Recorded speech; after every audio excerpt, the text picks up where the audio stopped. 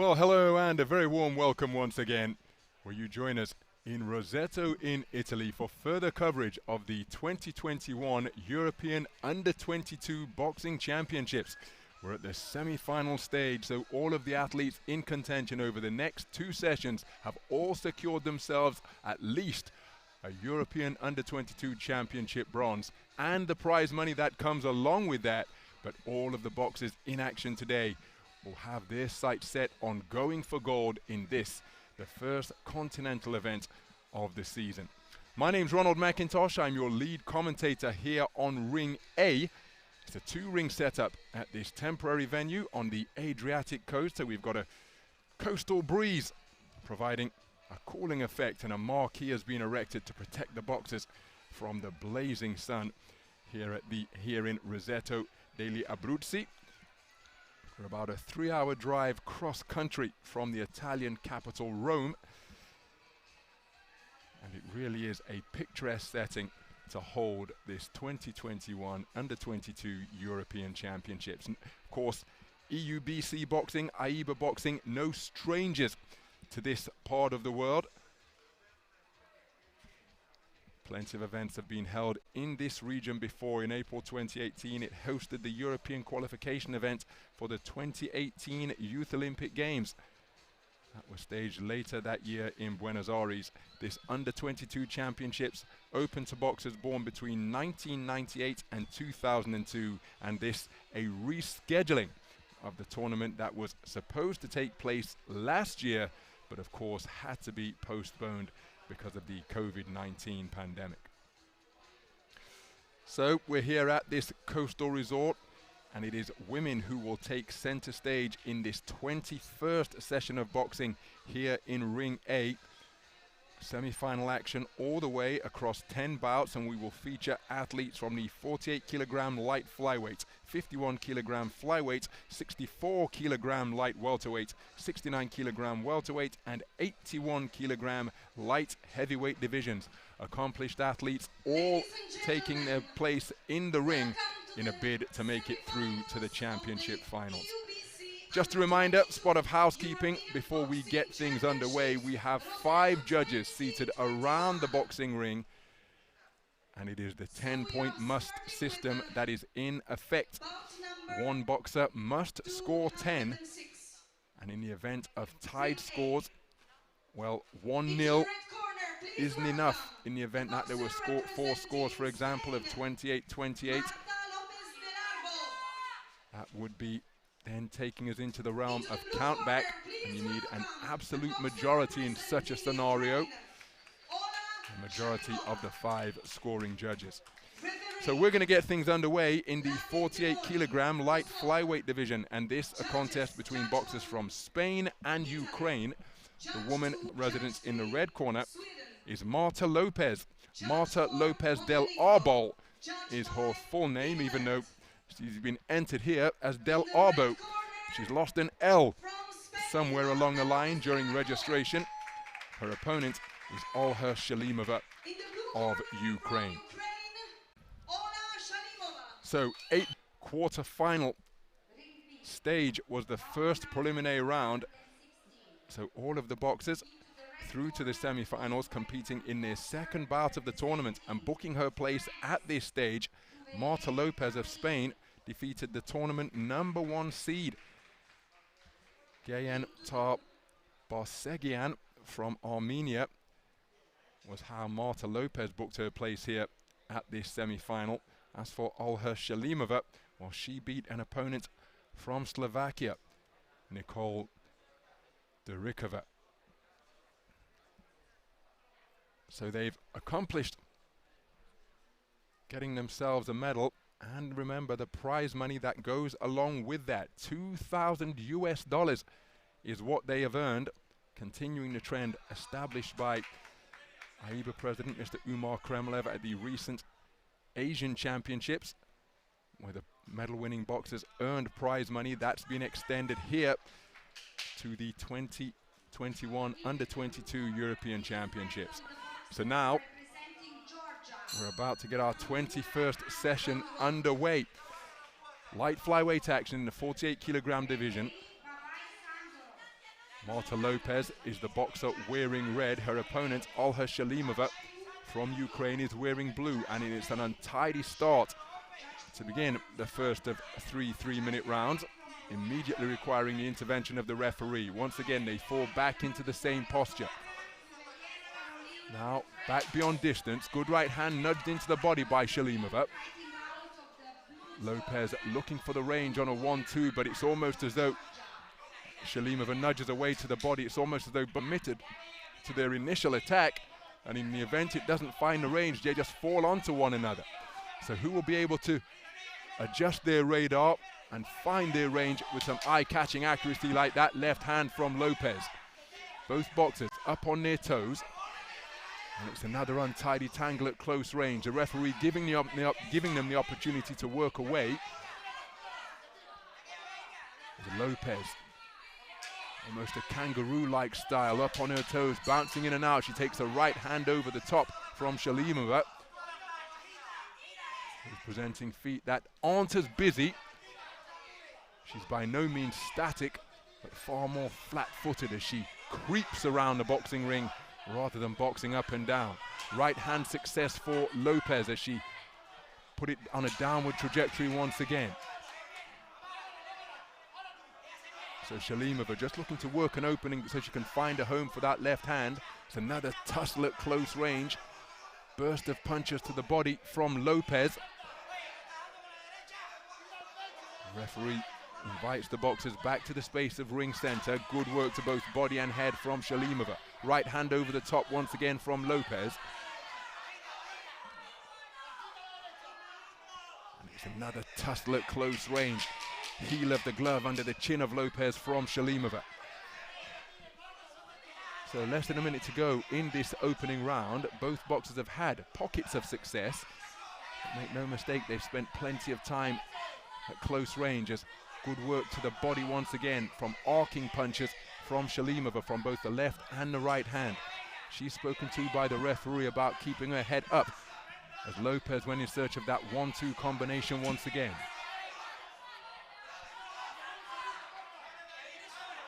So lateral movement being presented by Shalimova. Edging in and out is Lopez, and she did get through with that left-right once more. So dipping underneath before coming inside is Shalimova, but she can't really get her hands free. She backs her opponent to the ropes. Again, the referee forced to intervene between the two boxers. So there's the horn to conclude the action here in Ring A at the end of the first round. I think we got underway with a bell, which was something of a novelty during the course of this tournament. It's day 6 of action here, and we're at the semi-final stage. Now, just a reminder that we have live scoring in effect. So we will see the verdict of the 5 scoring judges at the conclusion of what was a very close opening round. Both boxers enjoying pockets of success, but perhaps the busier boxer was Shalimova, and she has indeed got it on a 4-1 split. Perhaps her work to the body being rewarded. Lopez did have success with her right hand over the top. But Shalimova was just able to nudge in shots in and around the belt line.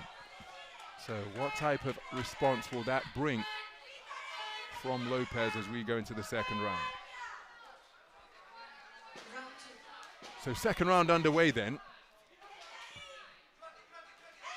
And here's Lopez looking for the left-right combination once again. Made to fall short on that occasion. She's continuing to try and get over that front foot. The final jab perhaps grazed the headgear of Shalimova from Lopez. Shalimova just continuing to feint over that front foot before backing up. Then it was a double feint with the lead foot, and then she came forward with a cluster of punches where she did score to the body. Solid left jab was the final punch of that combination attempted by Lopez. And she's continuing to employ that roughhouse tactic is Shalimova. Puts the heel of her glove into the face of her opponent. Good right left landed by Lopez, catching Shalimova as she was coming in. Lopez now bobbing and weaving in front of her opponent.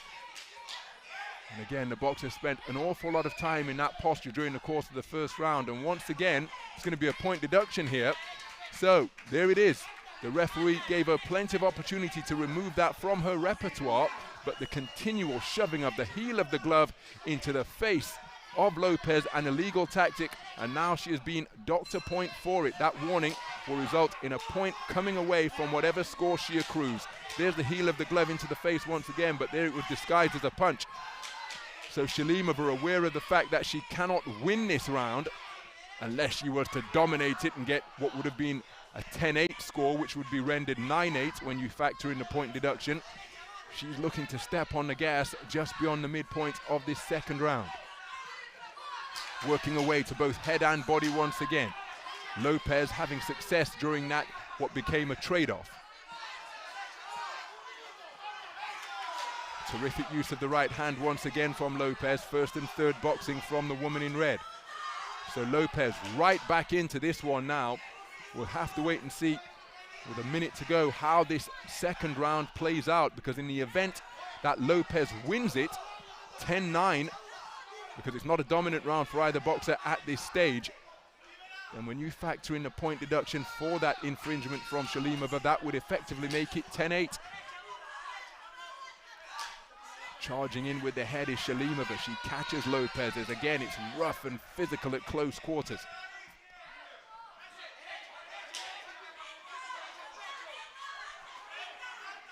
So setting up behind high-held gloves before coming inside, and it's in this territory where Shalimova just appears to be the busier boxer, nudging away to the body. But when it is so physical and attritional at close ranges, there's a terrific right hand above the belt line once again from Shalimova.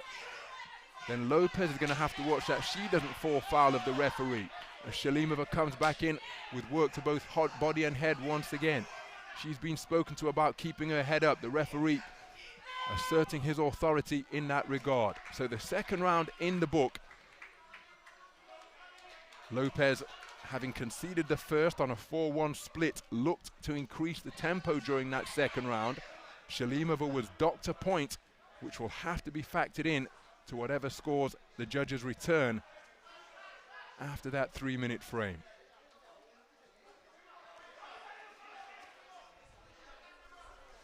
So it's Shalimova who took it 4-1 yet again.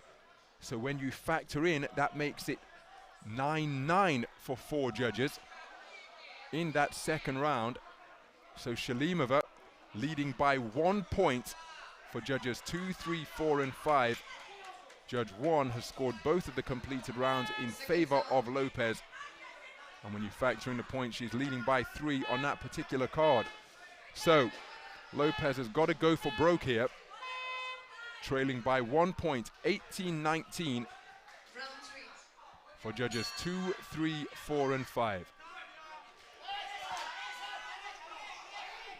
So third and final round underway.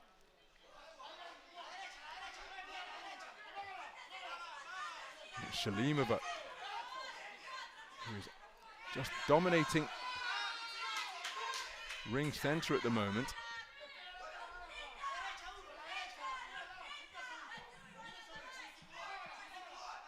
And again, the onus is on Lopez. Remember, the corners will be in possession of the information as she walks her opponent onto a beautifully crisp right cross. But she needs more, surely.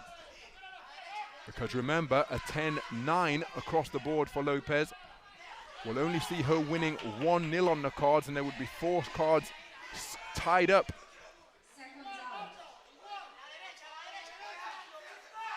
And so that will take us into the realm of countback. So it's crucial for Lopez. The first objective is to win the round here. She really is going for it. But again, she continues with the dark arts of infighting. Good work to the body once again. She started with a 1-2 to the torso of Lopez, did Shalimova, before finishing with a shot upstairs. Good exchange, where both boxers enjoyed single shot success. Lopez trying to work her way to the body beyond the midpoint of the final round of a contest that is intriguingly poised after 6 minutes of action. And again, it's eye-catching work from Shalimova once more. Shalimova, the 2017 World Youth Quarter finalist, national under-22 title in 2018. The World Youth Championships a year later, that's where Lopez participated. She was a 5th place finisher in the 2019 edition of this event, losing to Melek Yamak of Turkey at the quarterfinal stage. So she's gone better here in the subsequent edition by making it onto the medal podium. But will she make it through to the gold medal bout? She needs a big final round as Lopez. But Shalimova just keeping her cool. Really using the space of the ring effectively, and she's very clever when she gets up close. That cleverness spilled into infringements when she was docked a point. The roughhouse tactics in the second round, and she's spoiling once again, pushing down on the head of Lopez. 10-second clapper has sounded, and one suspects it is going to be Shalimova who will be going through to the gold medal bout. Lopez hasn't been able to produce the dominant final round that she needed. She's been competitive every step of the way. But Shalimova, just with the more consistently eye-catching work, Lopez giving absolutely everything in a bid to try and secure that final round. I don't feel she's done enough, but how will the judges score that final round of action? Well, it's taking place behind closed doors in the effect that we have doors in this open-air venue. The cheering you can hear is coming from the support team of Shalimova, her teammates and support staff here in the temporary stands. They're not beneath the marquee, but the boxers are. Here's the official verdict, which I feel will see Shalimova go through to contest championship gold. The winner by split decision in the blue corner. And there is confirmation of a split decision verdict. Well, look at that. We had 3 scores tied at 28 points apiece. Lopez did edge the final round 3-2, but as I said, it takes us to the realm of countback, and all 3 judges who had it all square at 28 points apiece, favoring the work of Shalimova. Very close contest indeed, and it is Shalimova who goes through to the gold medal bout. Marta Lopez comes away with a bronze, just started too slowly and wasn't able to get herself over the finish line and to the winning post. It's Olha Shalimova who goes through to the final in 2 days' time.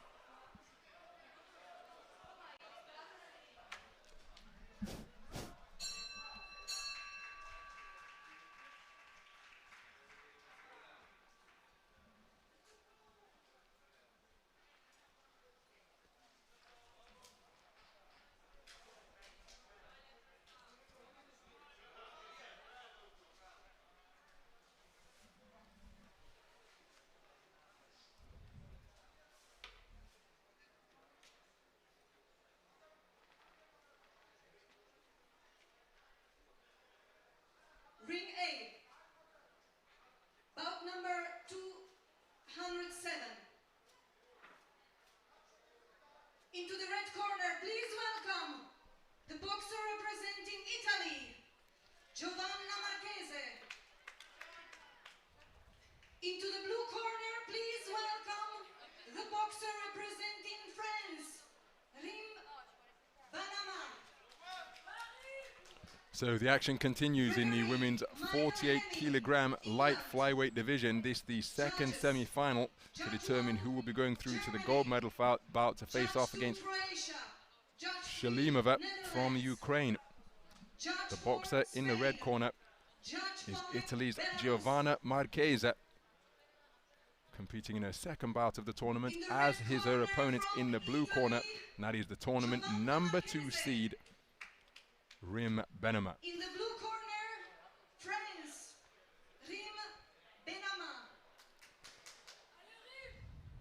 Ladies and gentlemen, the winner by... So Giovanna Marchese just being suited up over in that red corner. She came away with a bronze medal in the 51-kilogram division in this event in 2019. National Championship silver medalist in 2020. That championship held in February 2021 at 48 kilograms. Her opponent, Rim Benama, is the 2020 National Championship bronze medalist. And in 2019 and 2018, she took back-to-back youth titles in her homeland of France at 48 kilograms.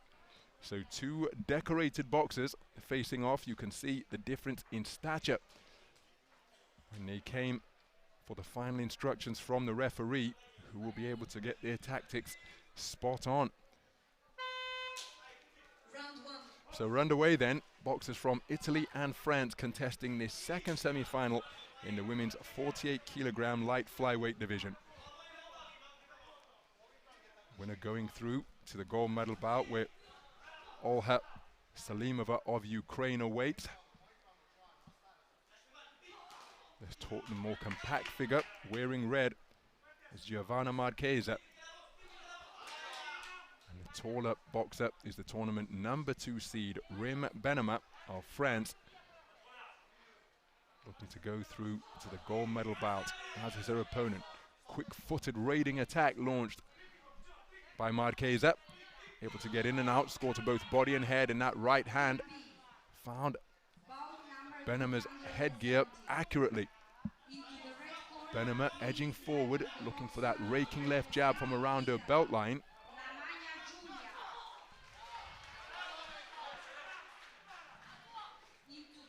Quick reflexes being demonstrated, and there's a beautiful counter left hand from Marchesa, using all of the space of the ring, having her back glide across the ropes. Oh, launches forward with a lead left hand, getting inside the longer reach of her opponent and able to get away without reply. She looks for the right hand once again, but she was walked into a counter right hand from Benema, who was perfectly positioned and executed that shot well. Cracking right hand from Benema, left hand counter in response from Marchesa. Giovanna Benema finding a home for that lead left as well now, just settling down a little bit, quickening her feet up on her toes. An exchange is taking place, but it's Benema looking to get over that front foot and cut the ring off as she scores with a right hand lead out of that orthodox stance once again. Came slicing downwards.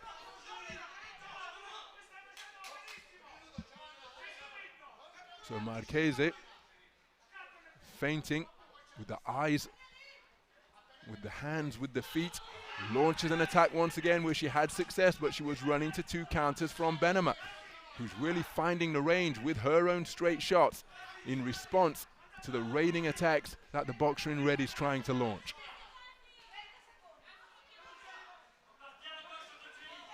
Right hand over the top once again from Benema. Marchesa not taking the opportunity to work away.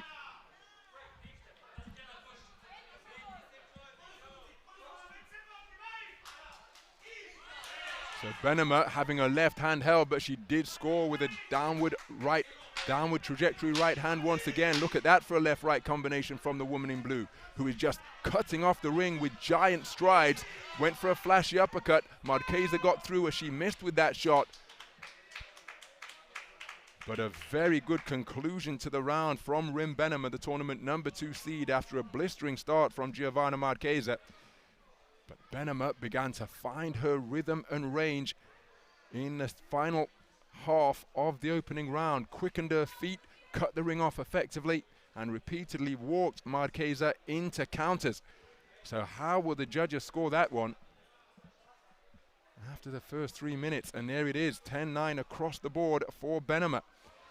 Her strong final 2/3, final second half of the round in particular, enough for the judges, and her straight punches were eye-catching indeed. Seconds out.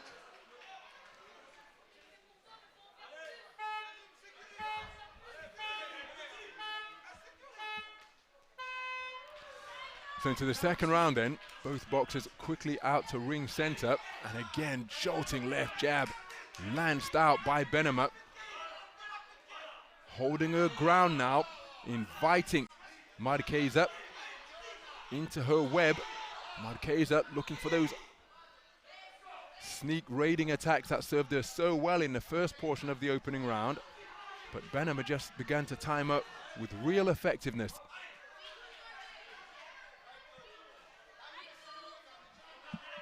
So Benema with a wide-legged stance, poking out that left jab once again, and then brings through an effective right hand, but she's picked off by a left-right combination from Marquesa. Marquesa continually pulling her opponent's head down, and again, the referee just reminding her that that is an infringement. Well, it's getting very untidy, this. Well, nifty footwork from Benema. Her nation's men's team are the world champions, of course, currently in action during the 2020 European Championships, rescheduled from last year. It's a nifty right peg that sent her gum shield back to her own corner to be rinsed and replaced. On the resumption, she lands a cracking right hand once again. Marquesa trying to get over that front foot. She is getting in and having success. But look at this, the point's going to be deducted here, continually pulling down on the head of her opponent.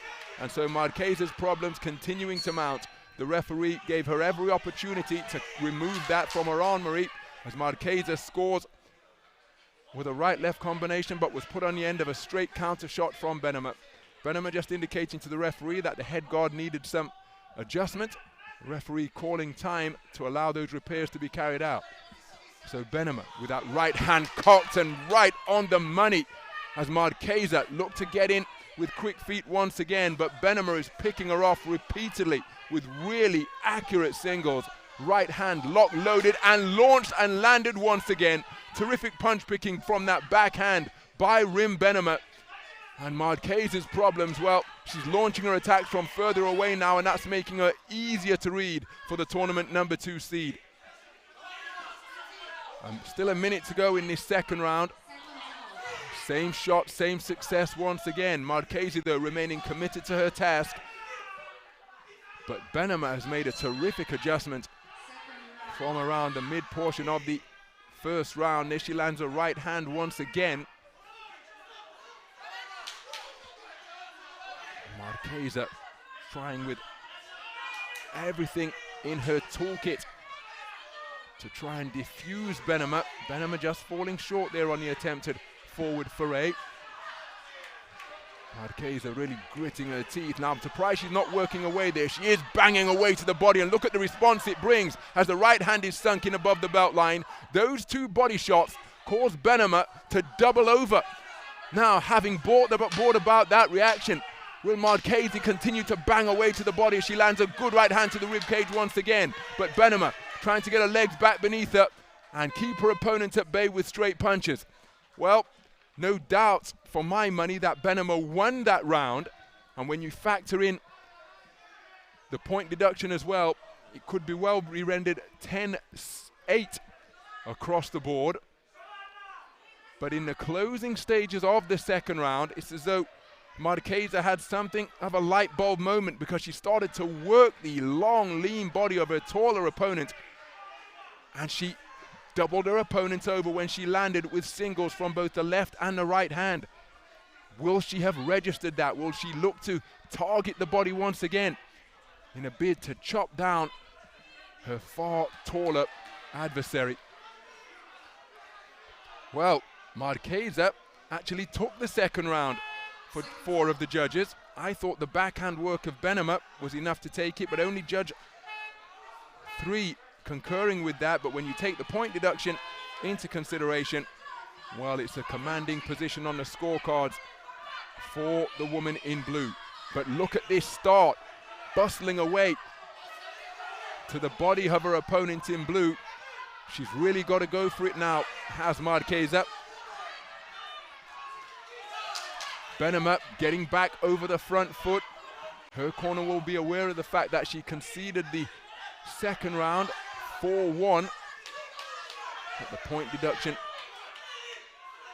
keeps her safe in terms of an advantage on the cards.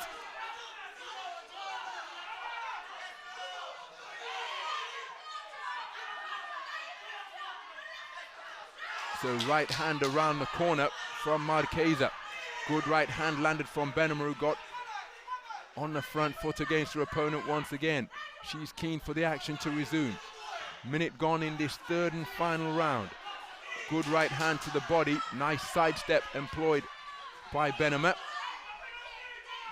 Poked out a left jab. Benema looking to close the gap once again to her own punching range, and there's a beautiful counter left hand. It was a check left hand because she landed it and then spun off the line. Coming forward in a straight line now is the boxer in blue.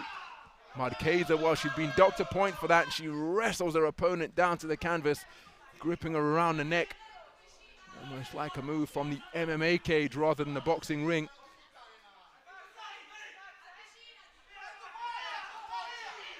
So looking for the lead left hand once again is Benema. Marqueza launching from across the other side of the ring practically. Wasn't able to find the range. She did land with a right hand to the body as Benema was pinned on the ropes.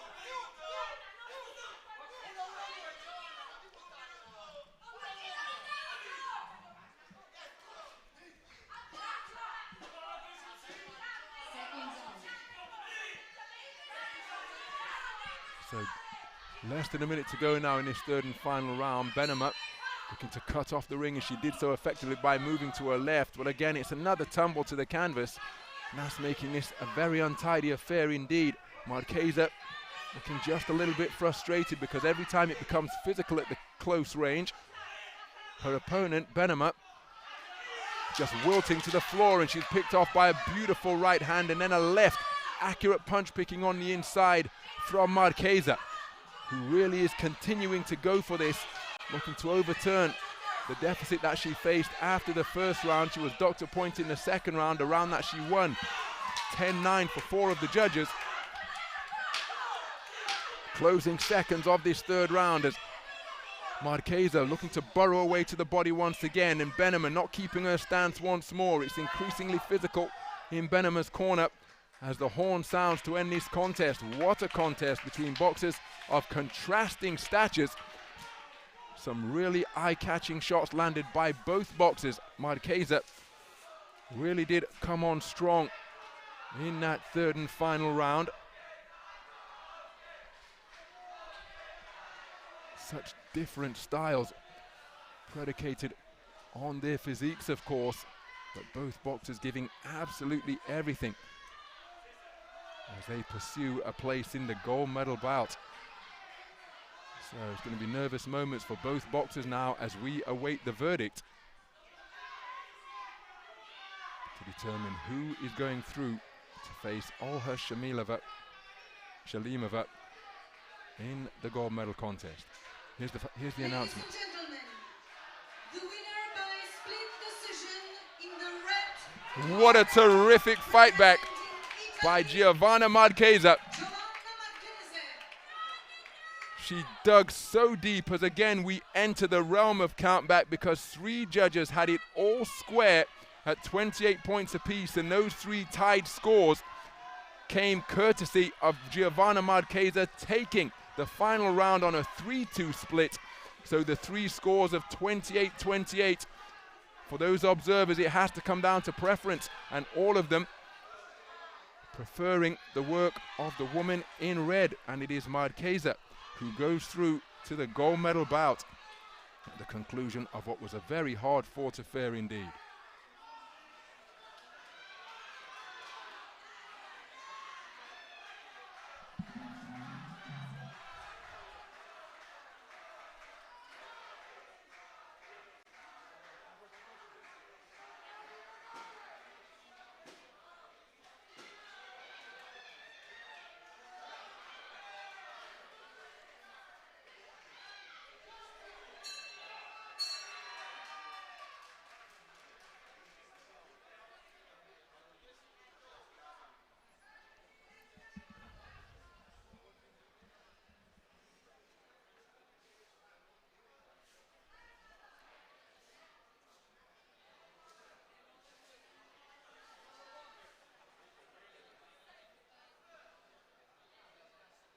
Ring A, bout number 208.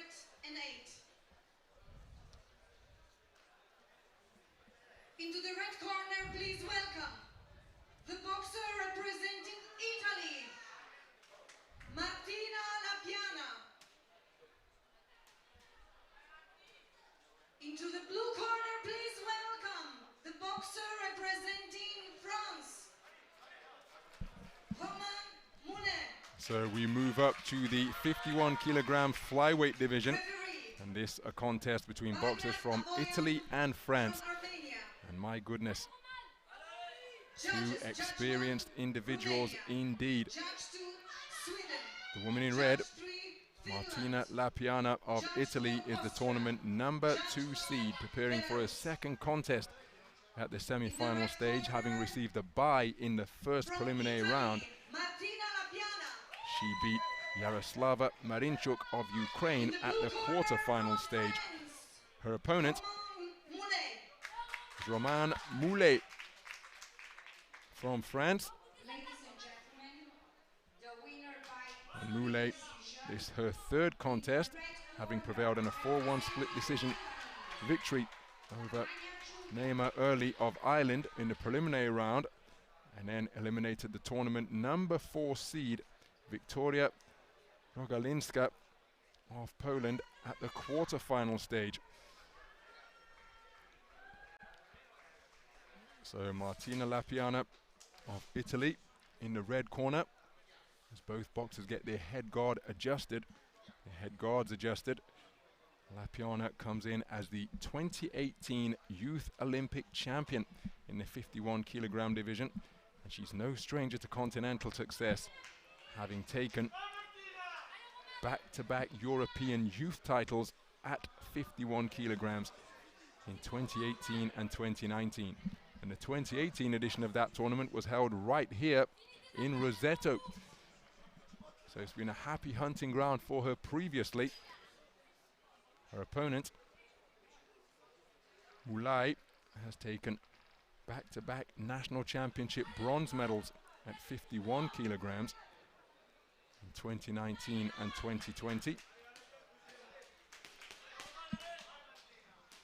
And now they're boxing for a place in the gold medal bout in the flyweight division. So 3 3-minute rounds scheduled between boxers from Italy and France. The more compact figure, slightly more compact perhaps if you believe the eye test. There's Lapiana of Italy, but she's just been put on the end of a 2-shot combination from Roman Moulay. And it's a quick start from the woman in blue, who really is picking her punches effectively. The left hand in particular coming up from around her belt line as she lands a looping right hand once again. So keeping her composure in that southpaw stance is the tournament #1 seed Lapiana, feinting with the feet now. But it's been a rapid start from the flailing, looping fists of the French boxer wearing blue. And there's a left hand around the corner once again. Looks for an uppercut on the inside, does Moulay. Right hand to the body was perhaps a scoring shot, as she followed up with a left hook. And what a right hand from Moulay, forcing Lapiana to adjust the head guard. She comes back with a right-left combination out of the southpaw stance, and then in a big exchange of straight punches from these two boxers. My goodness, blistering stuff through the opening minutes of this first round.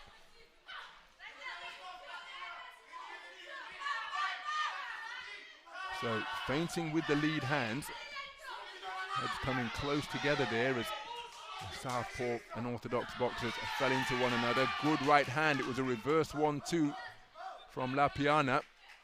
Backhand came first.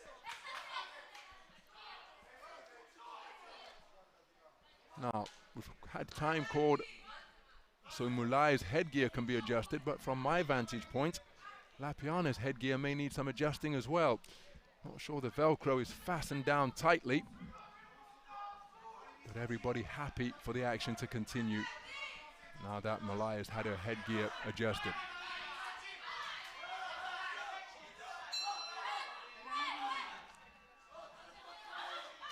Right hand over the top from Moulay in response to a southpaw left to the body from the woman in red. But again, it's those flailing punches from Moulay, just catching Lapiana on the end of them.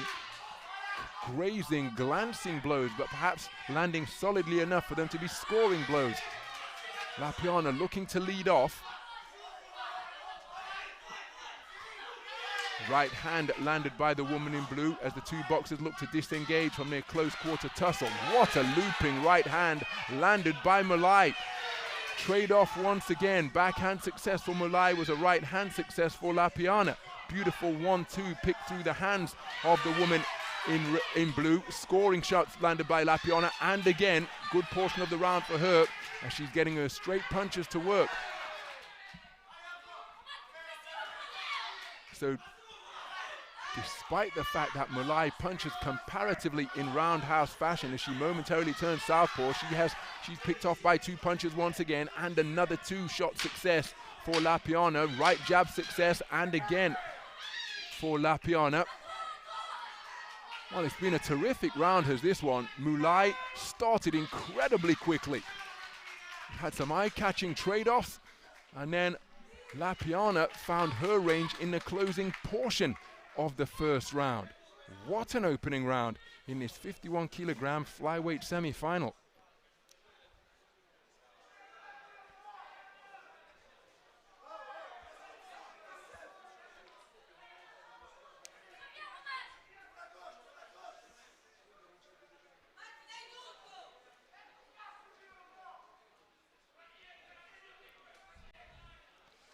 And it's Mulai who has taken it across the board. Her quicker start, those arcing punches that she's just able to catch her opponent on the end of, giving her the opening round unanimously. All 5 judges scoring in favor of the woman in blue.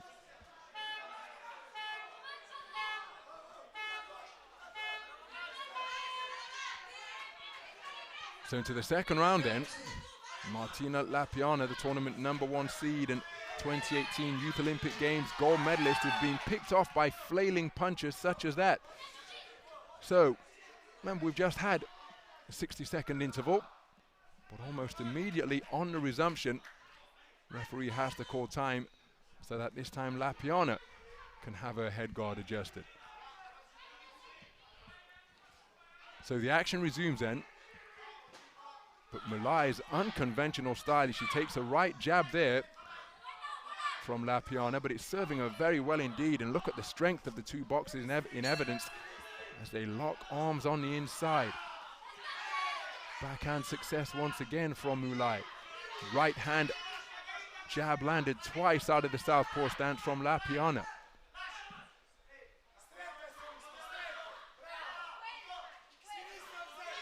So Lapiana takes the right hand, but then she took 2 in return. Did the woman in blue.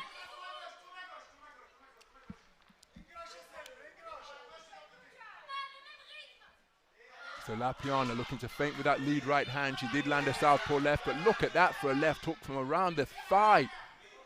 Is where it began its journey. But Mulai still able to find the range, looking to find holes in that defense with her backhand is Lapiana. But her unconventional style is giving Lapiana considerable difficulty. Appearing to be open, but look at that. 2 shots landing solidly. And again, they're flicked up from around her knees. Terrific reflexes in the pocket. Look at that for evasive maneuvers on the inside. The shots coming from unexpected angles as Lapiana remaining committed to her style as she lands with a right-left combination, going in search of that once again. But the loose limb brilliance of Romain Mulai making this a very difficult mission for Lapiana. Look at that left hook, right uppercut on the inside, and then a flashing right hand as the 2 boxers look to disengage. Terrific work from the woman in blue. Whirlwind style. She's touched up by a right jab from Lapiana. Walks back into range with her hands up around her head guard on this occasion. But invariably, they're down by a belt line or by a kneecap, just as they are now. And again, she lands a 1-2 combination, but it was a right jab that was solid from the woman in red. And another one landing solidly for Lapiana, and then a backhand success for Lapiana. Mulai has put an awful lot into these 2 rounds. She's been playing with her mouth guard from the belt, from the opening bell, truth be told, but she is breathing in what appears to be increasingly labored fashion here now. While they were in a clinch on the inside before the intervention of the ref, Mulai landed a terrific body shot. Left hand success once again from Lapiana. Then a left hand to the body from the woman in red, and ending the round with a terrific three-punch combination, the final shot of which was a right hand beneath the elbow of the woman in blue. Well, that's very similar to the opening round for my money, because it was a very strong finish from Martina Lapiana. But prior to that, Mulai had so much success with her loose-limbed, freewheeling style. Remember, the first round was taken unanimously by Mulai, but this is making for terrifically entertaining fare here in Roseto degli Abruzzi.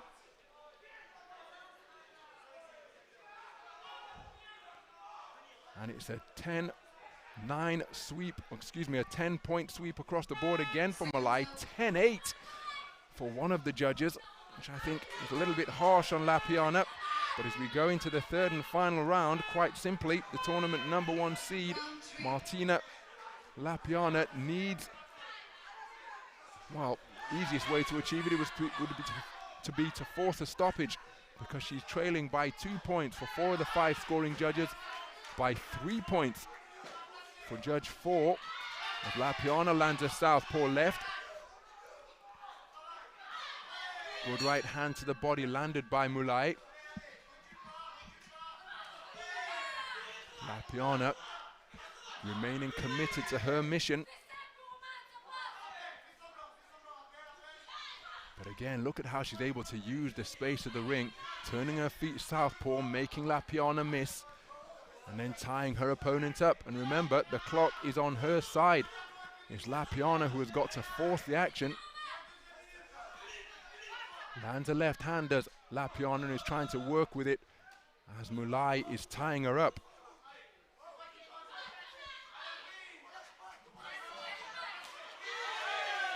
So Mulai's punch picking remaining as eye-catching as ever. Good left hand to the body from the woman in blue, but look at that for a right-left combination from Lapiana. Nice dip at the knees from Lapiana to make Mulai miss. Flashing left hand to the body with a scoring shot from the woman in blue. Just employing the layback, looking for a sneaky counter left hand. Well, the manner in which she's boxed from the opening bell, it's not quite a drunken master style like Emmanuel Augustus in the professional ranks from around the turn of the century. But it is a very loose-limbed gait that she possesses, and lets the shots flow from the most unorthodox angles. Occasionally demonstrated switch hitting, but there's a nice 3-shot cluster from Lapiana. But look at that terrific speed as she shot up those punches from down below her belt line and was able to find the range, pinging the head back of Lapiana. Wonderful punch picking from Mulai, looking for a big left-right combination, but was off target. That's a solid right-left landed from Lapiana. But Mulai comes straight back as she continues to bob and weave in the pocket, presenting a chin that appears to be open. But more often than not, she makes her opponent miss. Good work to the body. It may have been a low blow from Mulai. Left hand success from Lapiana. Flashing left hand from Mulai once again. Well, it's been a terrific performance, this, by Roman Mulai, and she has boxed her way brilliantly into the gold medal bout. And again, the body language so instructive, immediate high fives over in that French corner. It was an altogether more subdued trudge back to her coaches for Martina Lapiana in her red corner.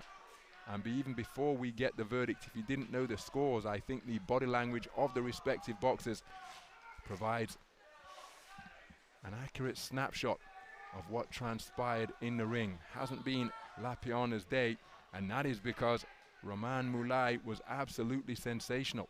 Let's get the official announcement, which should send Mulai through to the gold medal bout. Ladies and gentlemen, the winner by unanimous decision in the blue corner, representing France. Well, That is how she did it. Roman Moulay with a terrific performance, taking it on a unanimous point decision verdict, eliminating the tournament #1 seed. It is championship bronze for Martina Lapiana, the two-time the two-time European youth champion, coming away with under-22 European championship bronze here. Through to the gold medal bout in commanding fashion goes Moulay.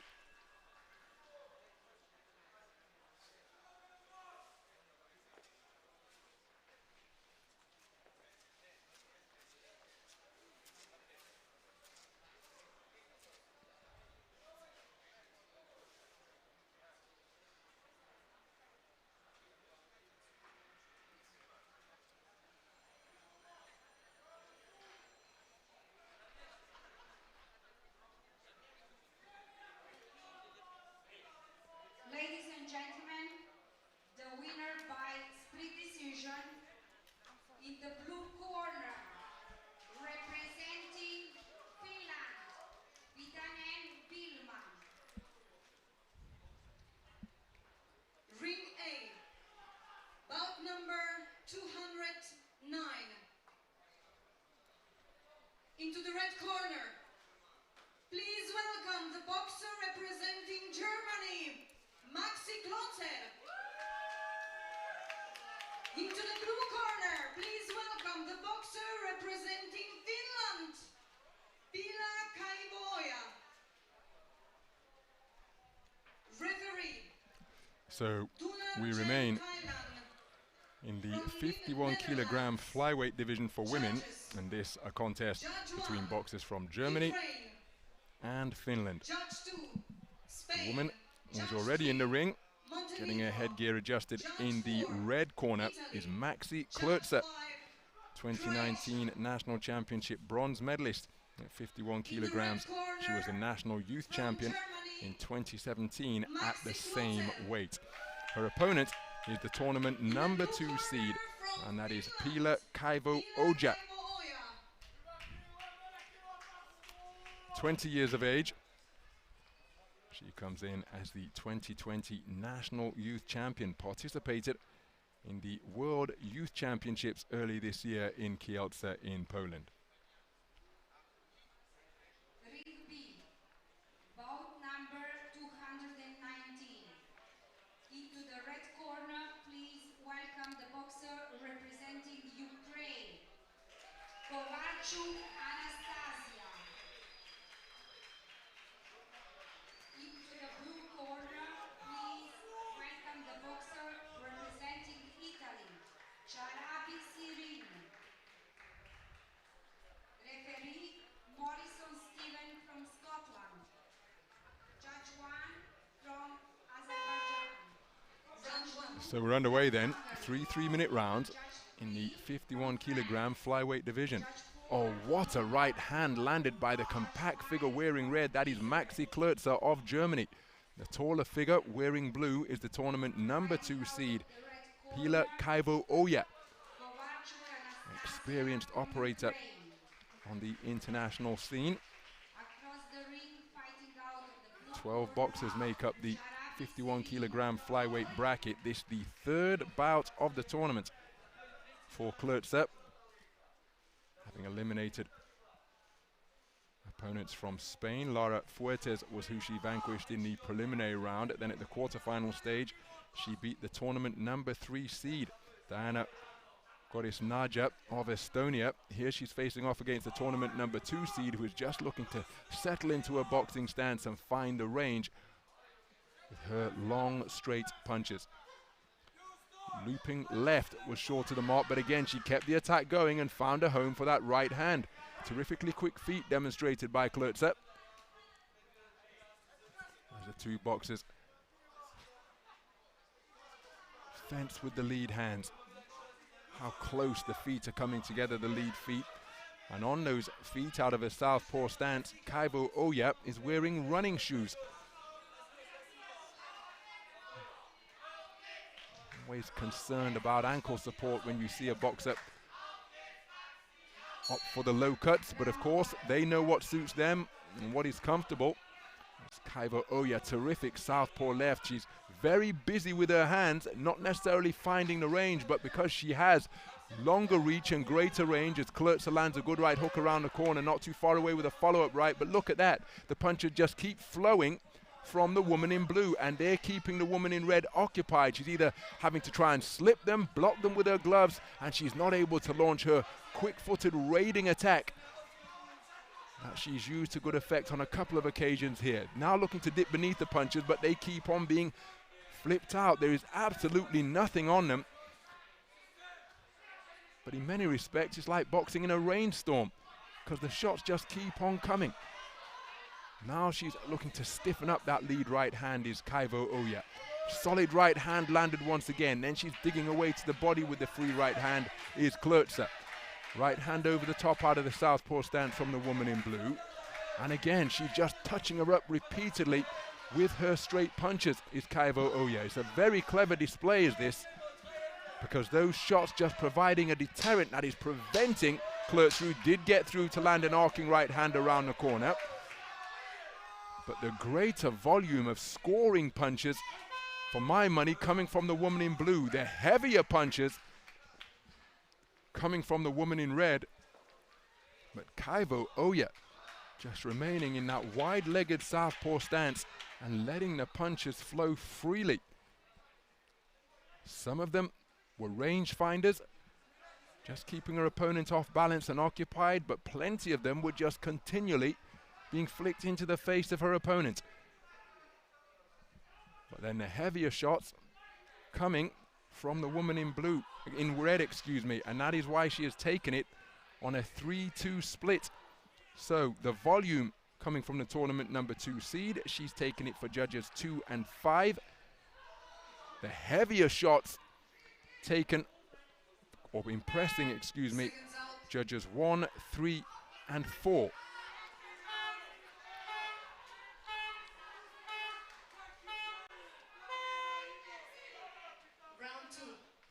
So into the second round we go then.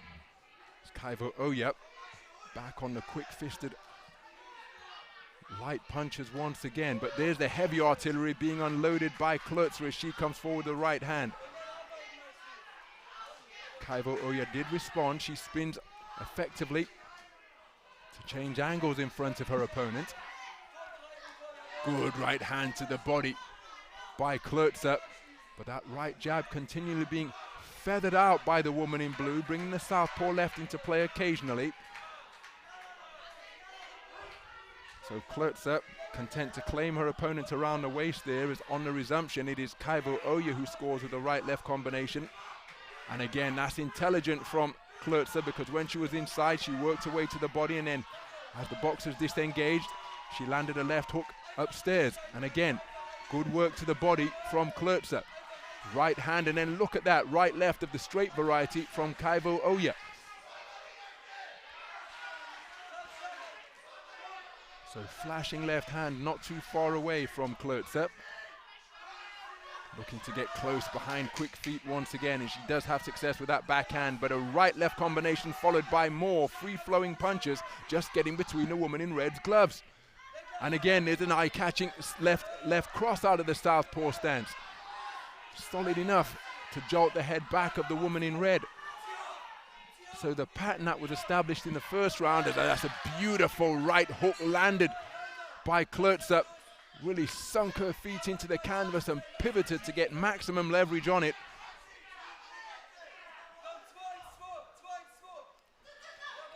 So Klurtzer unsuccessful on that forward foray. A minute to go in the second round. Solid left hand landed by Klurtzer. Solid left hand again landed by the woman in red, but two featherlight straight punches coming from Kaivo Oya.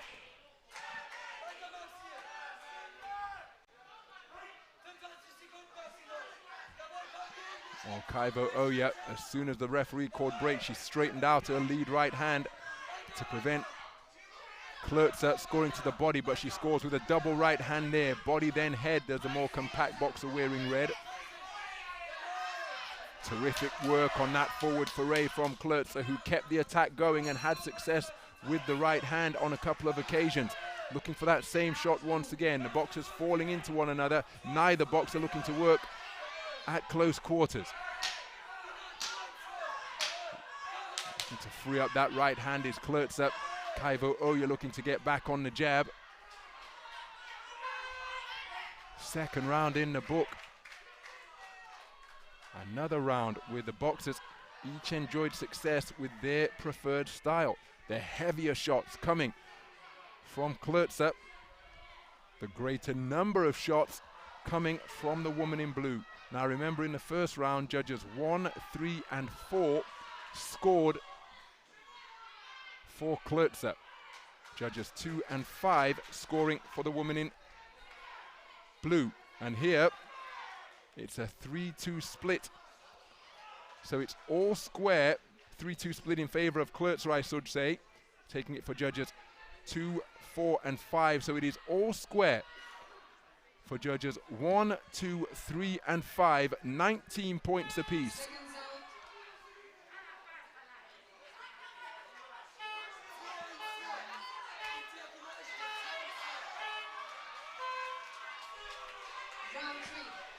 Well, this fascinating affair has come down to the final 3 minutes.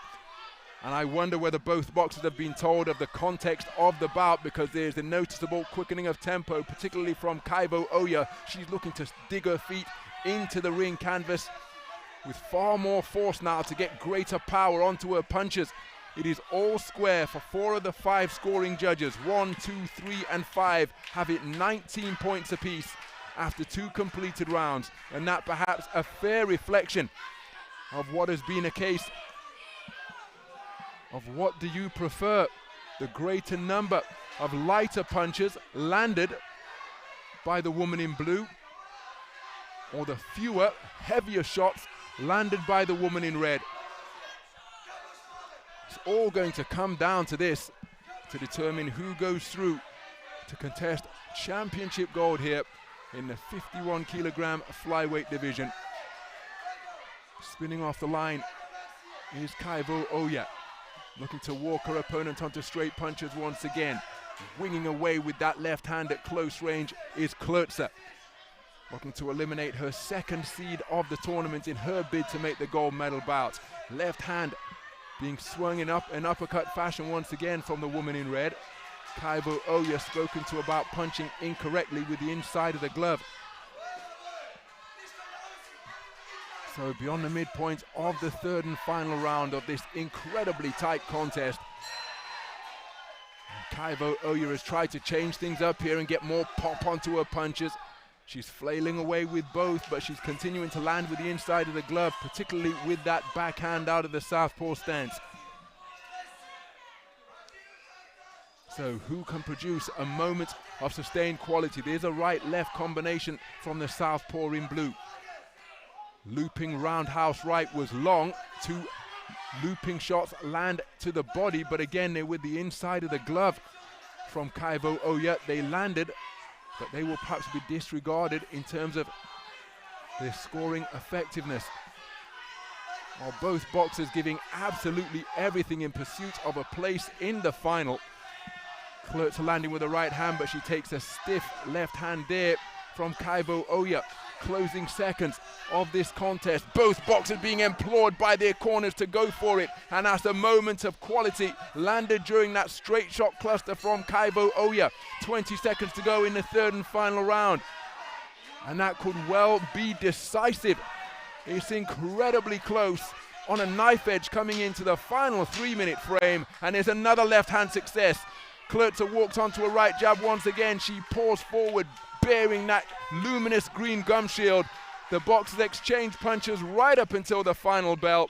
Now I happen to think that in the final closing stages of that third round, Kaivo Oya produced some quality that was eye-catching indeed. But how will the judges score it?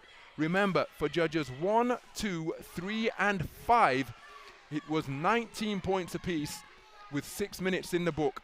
For judge 4, Klötzer led 20 points to 18. How will they score that third and final round, which is going to be pivotal in determining who goes through to the gold medal bout. Let's get the verdict. Ladies and gentlemen, the winner by split decision in the red corner, And it is Klötzer, Germany. Maxi Klötzer, for the second bout in succession, eliminates a seeded boxer from the 51 kilogram flyweight tournament, and that is how she did it. So look at that. Maxi Klötzer taking it 29-28 for 3 of the 5 scoring judges. Kaivo Oya taking the third round on a 3-2 split, but not enough to overturn the 20 points to 18 deficit she faced for Judge 4 going into the third and final round. So it's Klötzer who has prevailed on the narrowest of split decisions. She will face off against Roman Moulay of France in the gold medal bout in 2 days' time. It is championship bronze for Pila Kaivo Oya of Finland at the conclusion of what was an incredibly hard-fought affair. Absolutely brilliant stuff.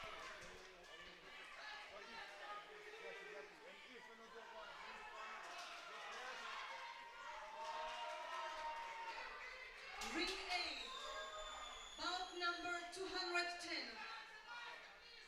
Into the red corner, please welcome the boxer representing Slovakia, Miroslava Jedinakova. Into the blue corner, please welcome the boxer representing Russia, Natalia Suchugova. Referee, Dmitro Lazarev, Ukraine. Judges, Judge 1, Croatia. Judge 2, Italy. Judge 3, Netherlands. Judge 4, Austria. Judge 5, Romania. In the red corner, representing Slovakia, Miroslava Jedinakova. So we move up to the 64 kilogram light welterweight division for women here. And this a contest at the semi-final stage between boxers from Slovakia and Russia.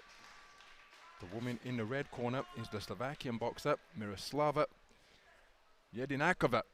Her opponent, wearing blue, is Russia's Natalia Suchugova.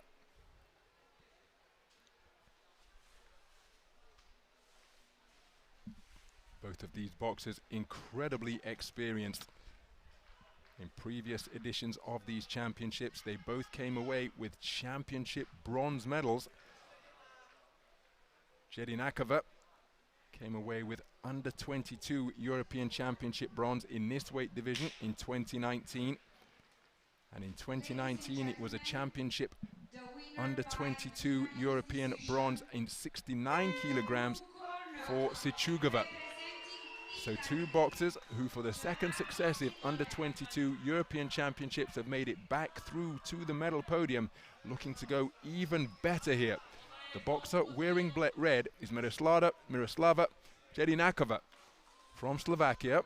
Her opponent wearing blue, operating out of the southpaw stance, is Natalia Suchugova. Suchugova just keeping her lead right foot on the outside of her opponent. She got through with a good southpaw left there. Slightly shorter of these 2 rangy boxers. Jedinakova picked off by another southpaw left. She's doing a terrific job controlling the ring space in the first minute, is Suchugova. She's invariably had her front foot on the outside of her opponent's lead left leg. And that just cuts off all of that space to Jedinakova's left, as Suchugova scores with a southpaw left once again. Bobbing and weaving in front of her opponent now is a southpaw in blue. Quick-fisted flurry is off the mark. Action near to the neutral corner. Beautiful left jab, but it was countered by a southpaw left and then an altogether more solid southpaw right from Suchugova. So Sechugova finding her range very effectively indeed. She's closing the distance incrementally, triggering quick-footed attacks to get herself into punching range. Southpaw left was blocked effectively, but then a right hand did get through. It was a half hook, half uppercut from the southpaw representing Russia, and there's a southpaw left success once again. Jedinakova jabbing away, but it was blocked by the gloves and forearms of her opponent.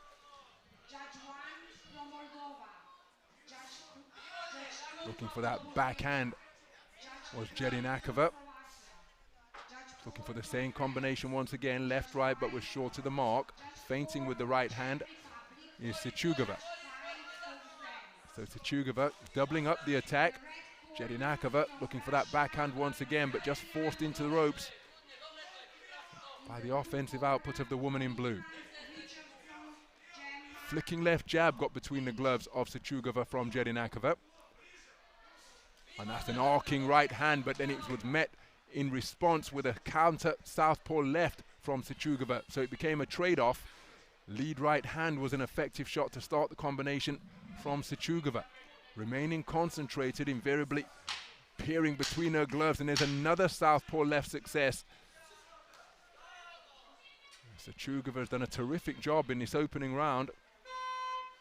And I feel she's done enough to take the opening round after 3 minutes of boxing. Very composed display indeed from the Russian southpaw wearing blue in this battle between boxers who both enjoyed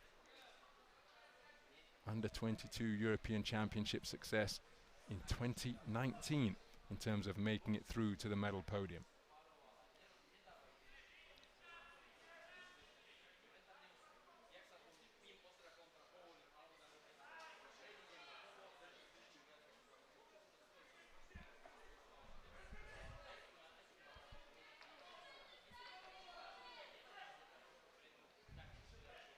There's confirmation of a clean sweep in favor of Natalia Sechugova. 10-8 for Judge 3. And observer seeing it as a dominant round. So into the second round then. Mention the fact that Natalia Sechugova came away with under 22 European Championship bronze in 2019 at 69 kilograms. She lost the semi-final as the referee has called time. This injury has been caused by a punch, so the doctor is being called into action here, trying to get a look as to where the damage has been inflicted. It's on the opposite side of the ring from our commentary position. It's a damaged nose. The referee signaled a fist into an open palm, which means that the injury was inflicted by a punch rather than an accidental clash of heads. And there's a southpaw left right onto the end of the nose once again. That's not going to do the injury any good whatsoever. But Jedinakova remaining concentrated. Just as time was called, I was just outlining how Sechugova, she lands a southpaw left once more and looking to quicken the tempo here now. Jedinakova up on her toes, trying to get her straight shots established.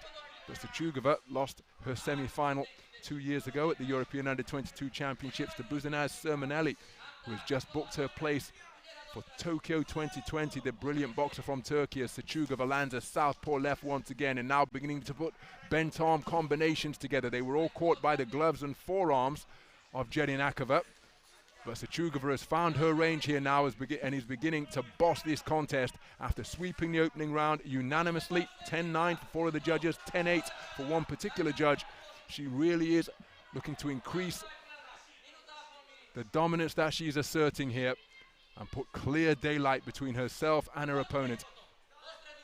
It's been a terrific first half of the round, as then she drops down to the body with her southpaw left. Body shot once again, turned the palm upwards and sunk it into the solar plexus of her opponent, looking to slow down the movement. There's the same shot once again. Skipping away, fiddling with her shorts, adjusting her head guard is Jedinakova. She's having difficulty breathing through that damaged nose. And that was caused by the punch picking as she scores with a beautiful right jab, Sechugova. And it's been a brilliant second round so far for the woman in blue. Tucks up tightly to block the two-shot combination punched out by Jedinakova. And again, the defense is true once again as she just clamped her gloves around her head guard to prevent the shot from getting through. There was a combination of punches brings about a standing count. During the course of that cluster, Jedinakova landed a right-hand lead of her own, but the greater volume of accurate punches came from Sechugova. First standing count of the contest. And a punctuation point to what has been a brilliant round of boxing so far from the Russian southpaw wearing blue. Left hand behind the right jab once again from Sechugova. It's been an utterly dominant 3 minutes as she gets onto the front foot once again, drives her opponent back towards the neutral corner. And for my money, that could well be a 10-8 round across the board, not because of the standing count. That's not the convention in Olympic-style boxing, AIBA boxing, EUBC boxing, but just because of the dominance that she demonstrated over the course of the 3 minutes. Really did quicken the tempo after taking the first round unanimously.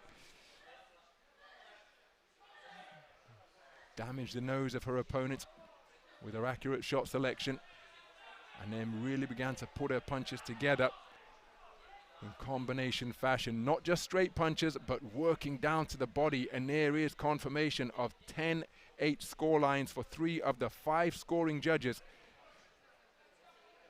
Miroslava Jedinakova of Slovakia has got a proverbial mountain to climb as we go into the third and final round.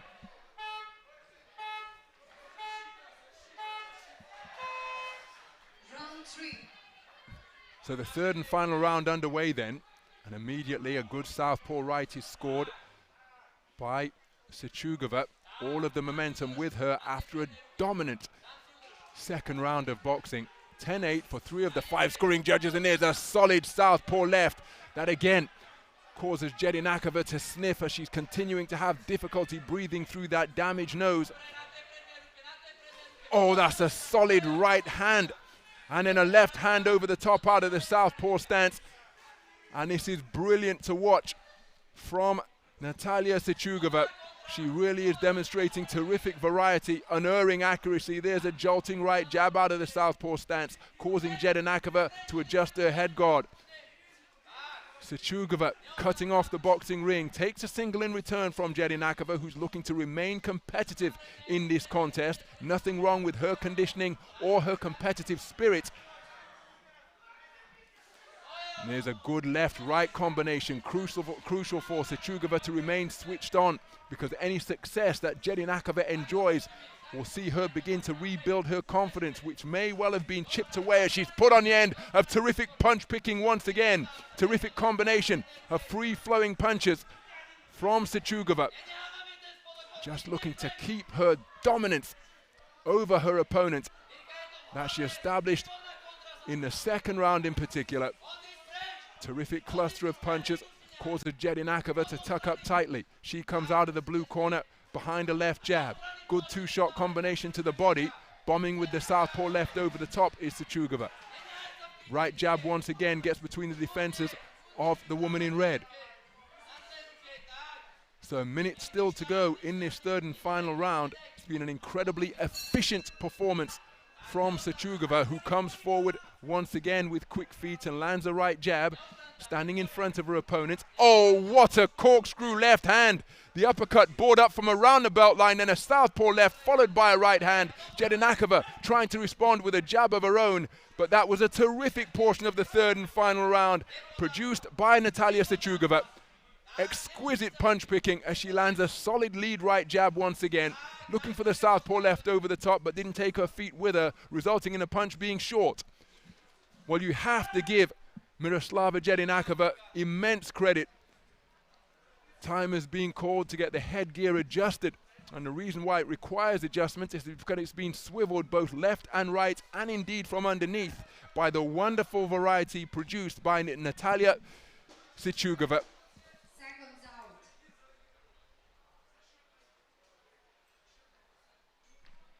So less than 30 seconds to go. This gives Jedinakova some respite, but she has got to get a stoppage victory, which looks increasingly unlikely because Sechugova He's demonstrating terrific ring craft here.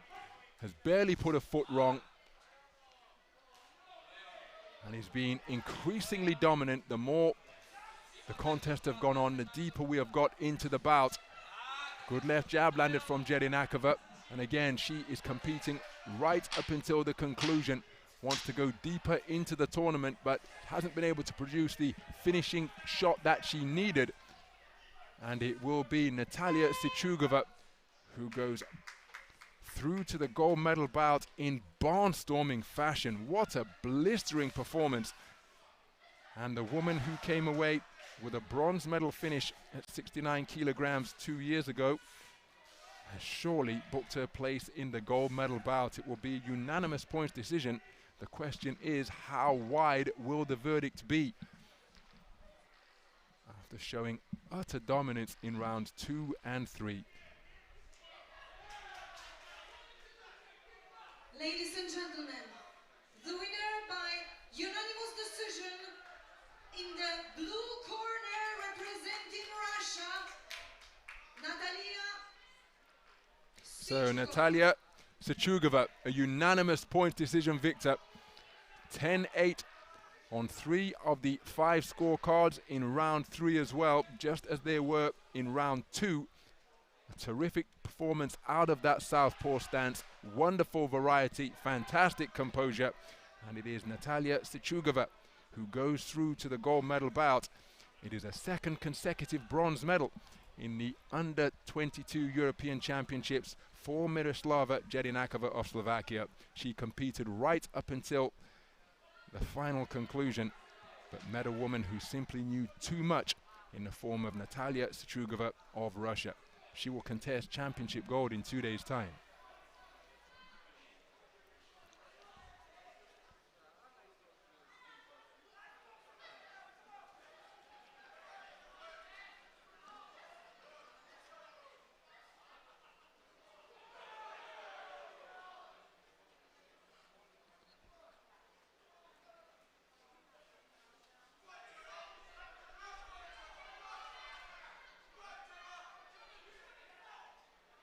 Ring A, bout number 211. Into the red corner, please welcome the boxer representing Hungary, Luca Hamori.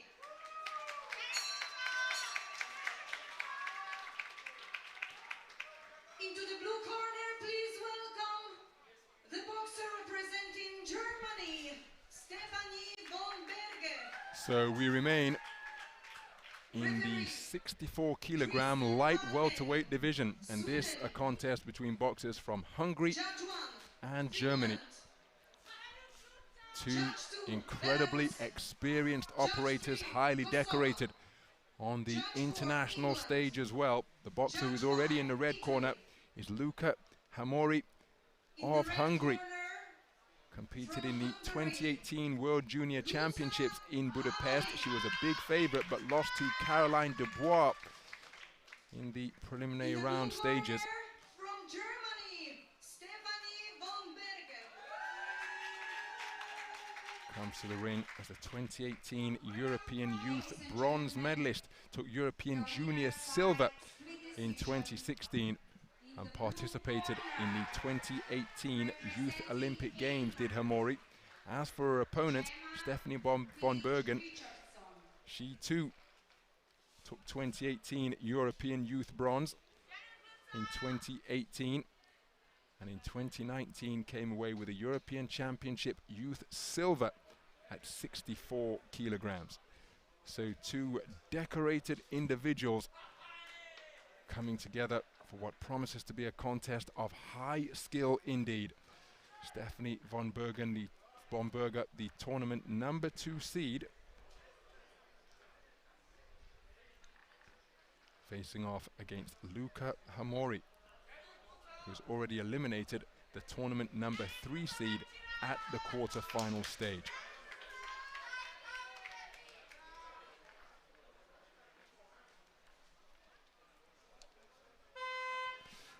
Well, what a contest we have in prospect here. Two experienced international boxers, both of whom have experienced podium success on the continental stage in the age classification ranks of youth boxing and junior boxing.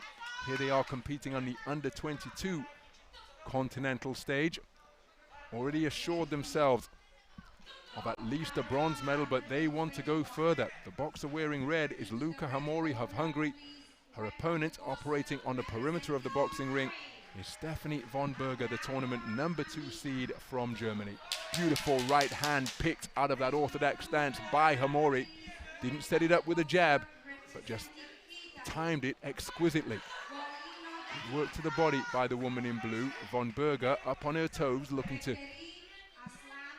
present perpetual motion to her opponent, just to distract, and then try and sneak home punches from unexpected angles, like that lead left jab which came up from below the belt line. Terrific punch picking from Von Berger, looking for a right hand lead, spins off to the space of ring center and moving laterally both left and right, not holding her feet for a second, and scores with a left jab once again. Hamori trying to get over that front foot and close the distance against her taller opponent.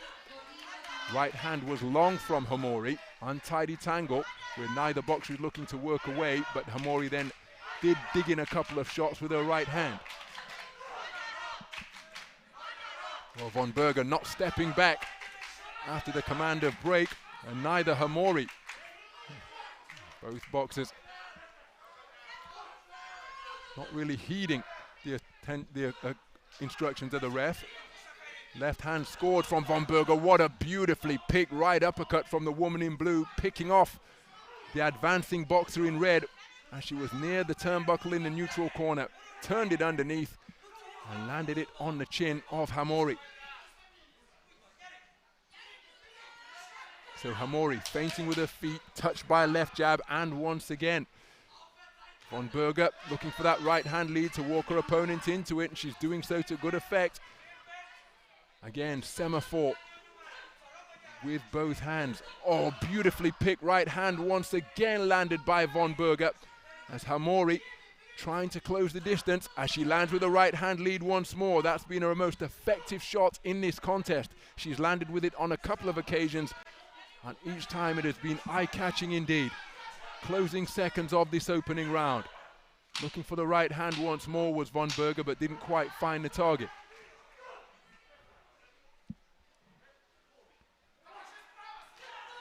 Solid right hand landed by Hamori once again. High skill in evidence between these two experienced boxers. Terrific action in that first round. For what it's worth, I happen to feel that it's Von Berger who has taken it. She electing to remain on her feet in between rounds. But of course, this will come down to the verdict of the 5 scoring judges. Hamori had success with her backhand, but Von Berger picked some terrific punches, invariably up on her toes, and was able to catch the boxer as she was coming in. Hamori being the boxer in question, of course.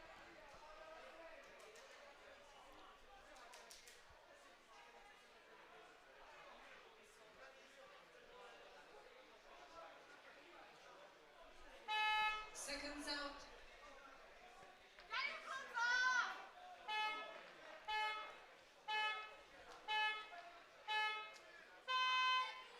Round 2. So Von Berger taking it on a 4-1 split. Judge 5 preferring the work of the woman in red in that first round. And Hamori has come out with aggressive intent to begin round number 2. Did score to both body and head with the left hand a few moments ago. What a right hand landed by Hamori, but then she landed at the same time, and during the course of the exchange, Hamori is forced to touch down. Terrific punch picking. During that trade-off from Von Berger, Hamori was coming forwards, and that doubling up the impact and forcing her to touch down.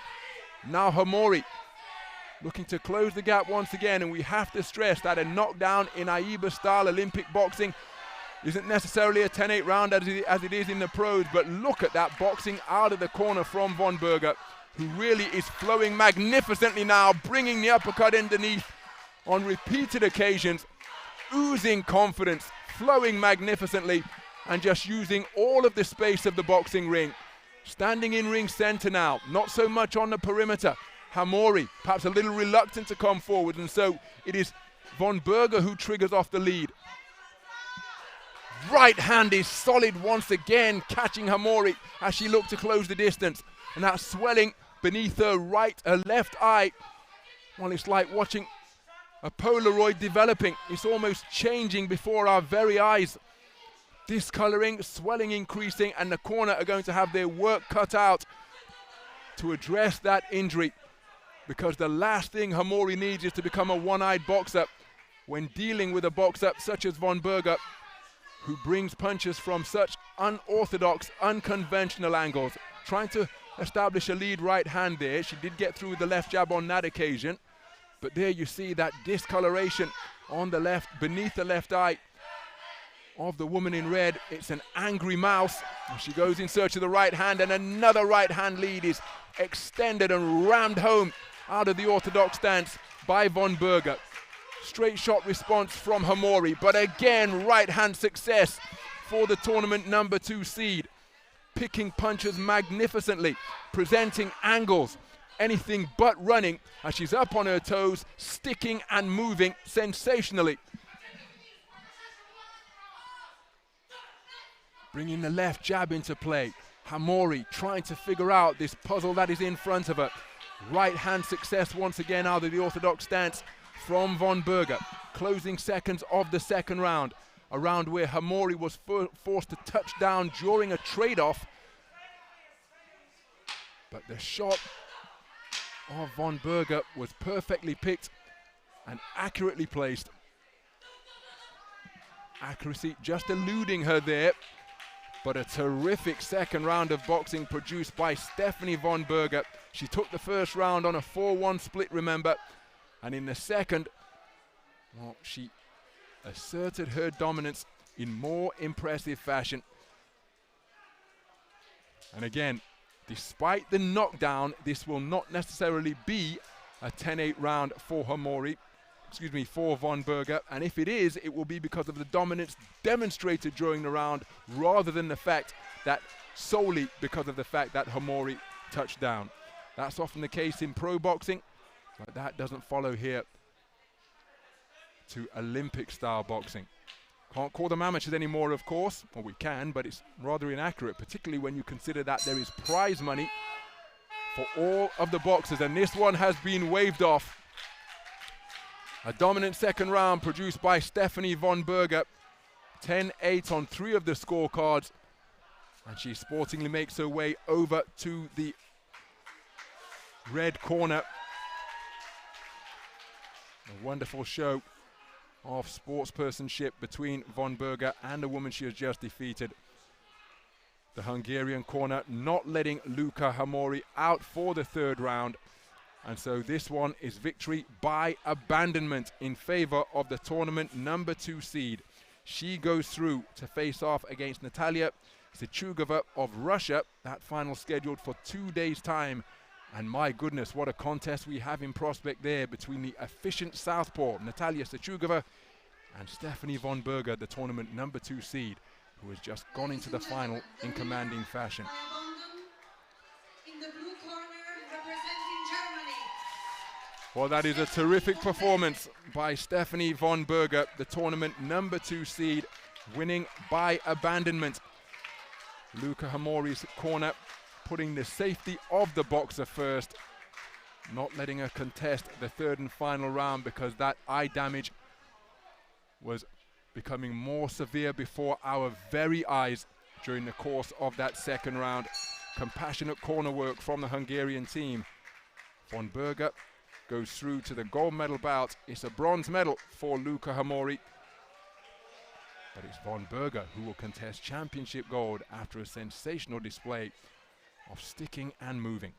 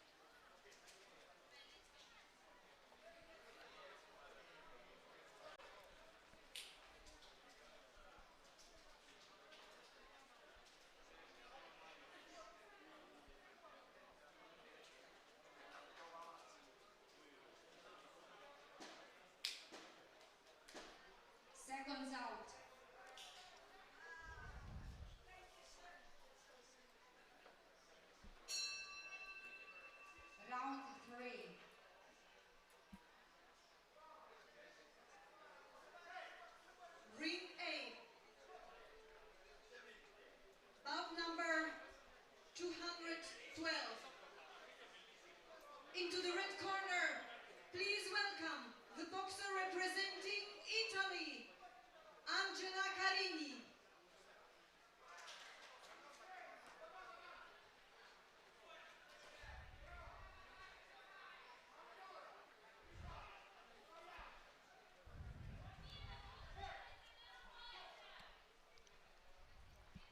Into the blue corner, please welcome the boxer representing Bulgaria, Welterweight.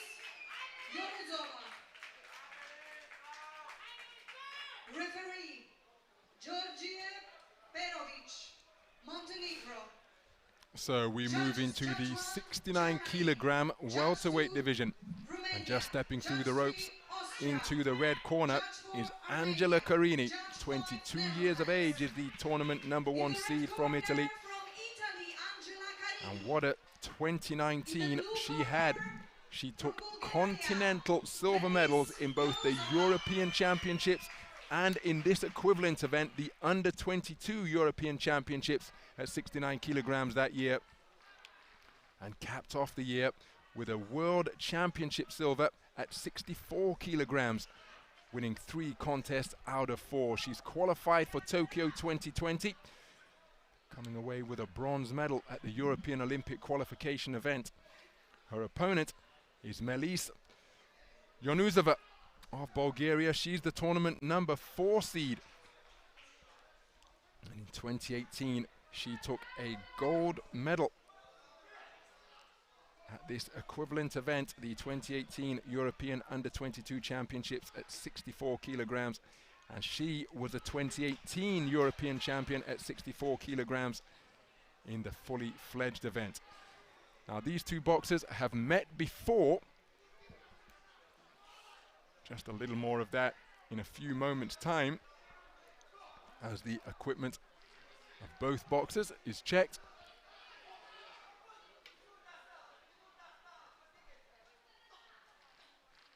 Before the referee will call them to center ring for the final instructions. So that's what's transpiring now, and just time to tell you that at the 2019 European Championships in Madrid, Melis Yonuzova lost to Angela Carini in the first preliminary round. Carini went on to win silver during the course of that outstanding 2019 campaign. So how significant will that relatively recent history prove to be? We're underway then. Familiar rivals facing off at the semi-final stage of the women's 69 kilogram tournament. The southpaw wearing red is Angela Carini, the tournament's #1 seed. Woman who's booked her place at the Tokyo Olympic Games from the European qualification event that was concluded in Paris recently, after starting some 15 months before, at least, on the back or in March 2020 in London. Her opponent, wearing running shoes, is Bulgaria's Melis Yonuzova. Two 22-year-olds boxing for a place in the gold medal bout of the 69 kilogram welterweight division. Terrific punch picking off the back foot from Carini. 10 boxers started in the women's 69 kilogram weight class. So the top 2 seeds, both of these seeds receiving byes through to the quarterfinals, and both of them won their respective quarterfinals with unanimous point decision verdicts. So Carini just short with her attempted 2-shot combinations, which she fired out twice, feinting with the lead right hand.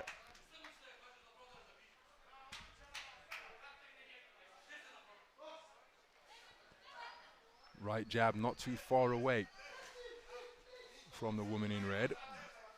Yonuzova flailing as she comes forwards, but not really able to find the range. But neither is Carini, because Yonuzova moving effectively in the pocket.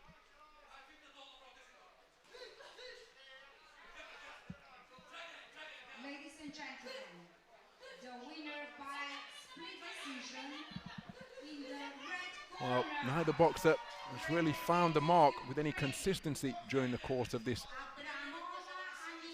opening round so far. Just over 2 minutes gone.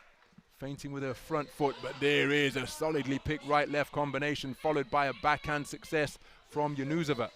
But it was first and third boxing from Carini during that trade-off.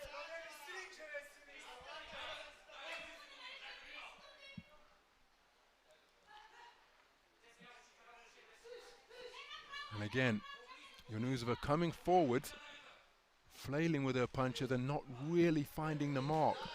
Left hand not too far away from Carini. Once again, nice left hand landed by Yunusova, but look at that success on the back foot from Carini. Picking her opponent off as she came forwards, and she used terrific feet to back up, maintain the gap between herself and her opponent, and score with a combination of straight shots. I think Carini has done enough to take that first round. But how will the judges see it?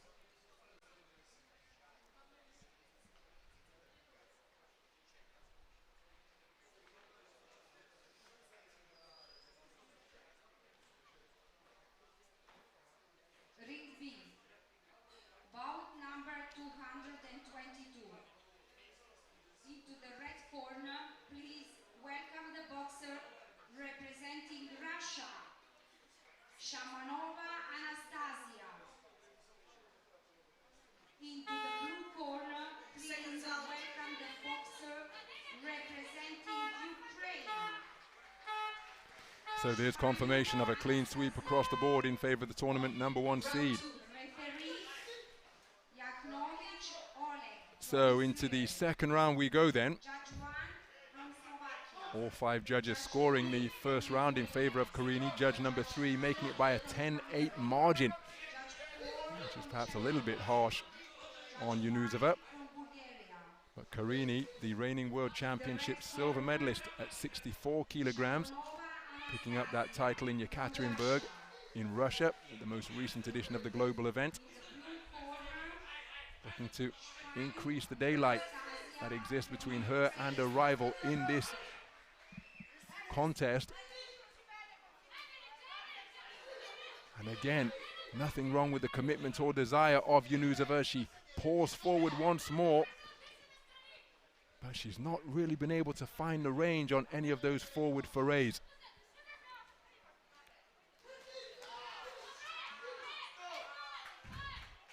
Carini knocking the shot of her opponent offline with almost a backhanded parry and block just a few moments ago, but you can see Yunusova running forwards as she's letting her hands go. She's crossing her feet, chasing her opponent across the ring rather than maintaining her boxing stance, and she's not finding the range with any of her attempted salvos. Nice left uppercut landed on the inside by Carini, who really is cutting a relaxed figure up there in the boxing ring. Yunusova looking a little bit frustrated in contrast, because Carini is just hitting her with irritating shots after making a miss. Carini oozing confidence up there now.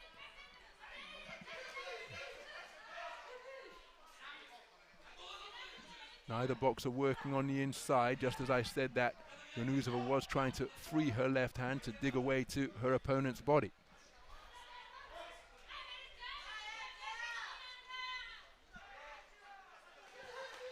Counter right hand, then a southpaw left landed by Carini, who is doing pretty much as she pleases as she spins in the pocket to leave her opponent pursuing nothing but air. And again, concentration's got to remain intact from Yunusova, because the referee didn't call stop or break. She stopped to adjust her head guard, and from behind almost, Carini cuffed her with a couple of punches. So it looked as though Yunusova stopped in anticipation of an intervention from the referee, but none was forthcoming as she continues to swing and miss.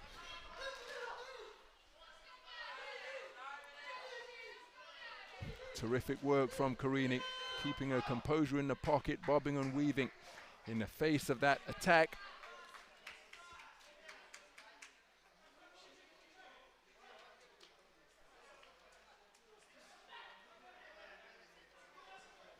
at surely a second successive round unanimously in favor of Angela Carini.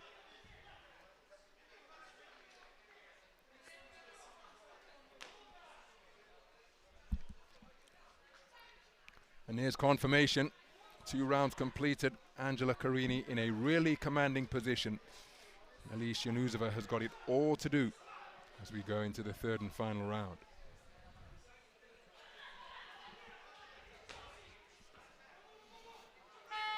Seconds out.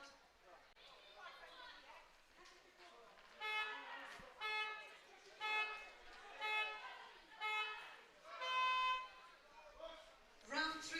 So into the 3rd and final round we go. And the woman in blue needs a dominant 3 minutes here. She hasn't really managed to get a foothold in this contest. She's been reduced to speculative forward forays as she just tried there and there right on cue, but her feet are crossing as she comes forward and she's not finding the range with her hands, not closing the distance with her feet effectively, and she's not maintaining the attacks, not doubling or tripling them up, and Angela Carini just maintaining the gap, and she's picking off the woman in blue as she advances. It's been a very clever display from the tournament #1 seed, and short of something calamitous befalling her, the home boxer, the Italian boxer wearing red, will be going through to contest championship gold in this contest.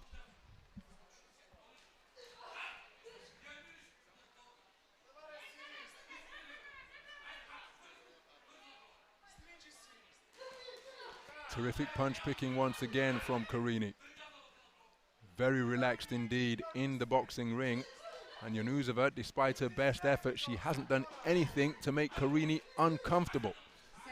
Approaching the midpoint of the 3rd and final round, Yanuzova having conceded both rounds unanimously, including a 10-8 scoreline for one judge in the 1st round.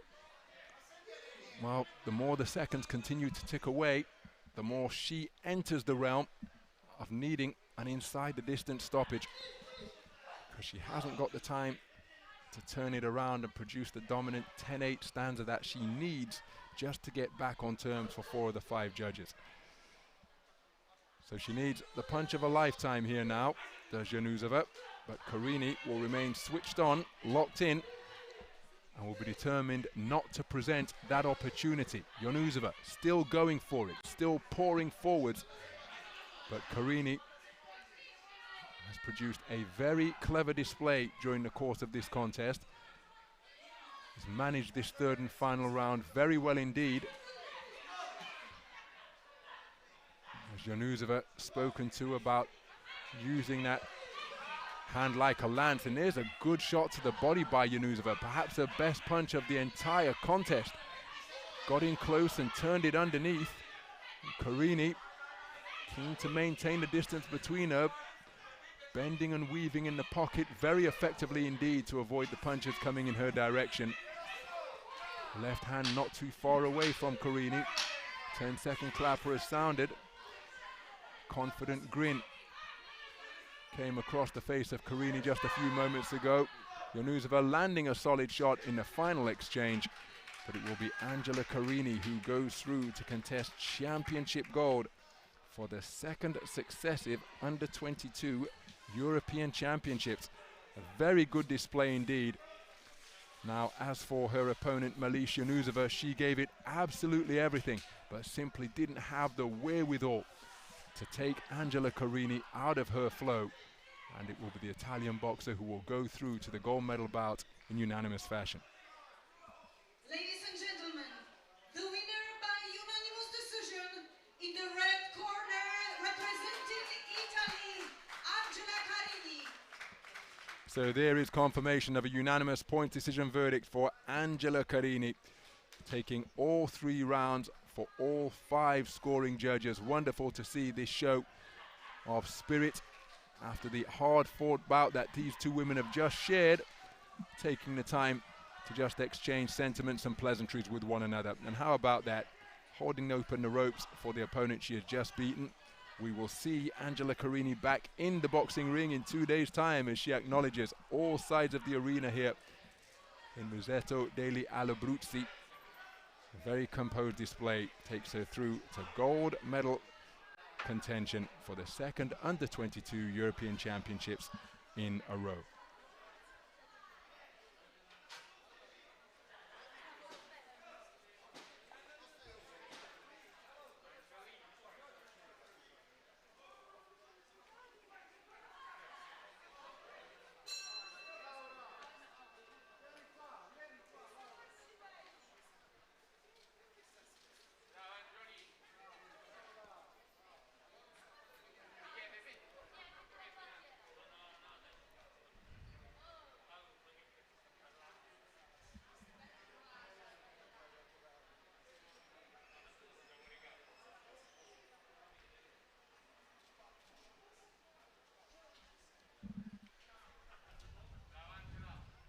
Ring A. Bout number 213.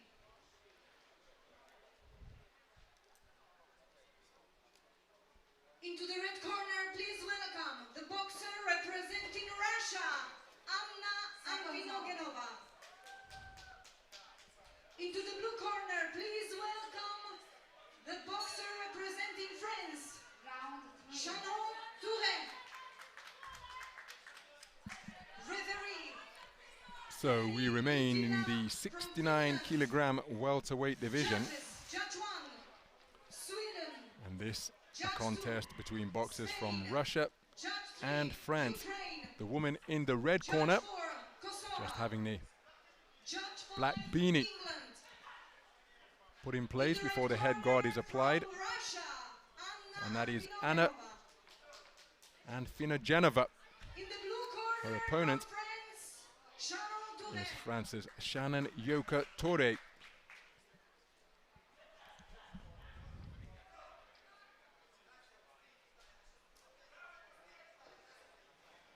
Both boxers competing in their second bout here at the Under-22 European Championships. Both received byes in the preliminary round. Remember, 10 boxers started the 69-kilogram welterweight tournament. And both boxers won their quarterfinals with unanimous points decision verdicts. As for Anfinogenova, she prevailed over Yekaterina Marchenko of Latvia, the tournament number 3 seed, whereas Shannon Touré eliminated the tournament number 2 seed, Daria Amasulskaya from Belarus. So we're underway then. 69-kilogram semi-final action between boxers from Russia and France. The boxer wearing red is Russia's Anna Anfinogenova. Her opponent wearing blue is Shannon Touré. Shannon Touré, 2018 National Youth Championship silver medalist. In the most recent edition in 2020, she came away with National Championship bronze in the elite or senior age classification. As for Anfinogenova, she took a 2019 World University silver.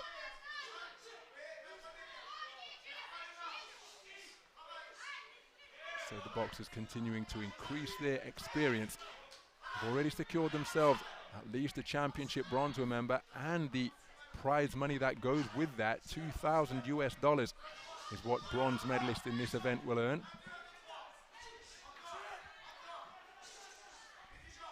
Good work to the body with the free left hand from Anfinogenova.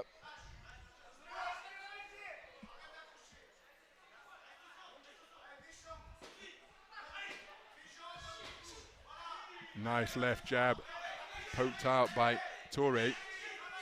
Moving laterally was Anfinogenova, just trying to keep her opponent at bay. Now that's the bell to conclude ring 8. The action in ring 8. 2 rings set up during the preliminary stages in this outdoor venue. Oh, that's a beautifully picked right hand by Anfinogenova.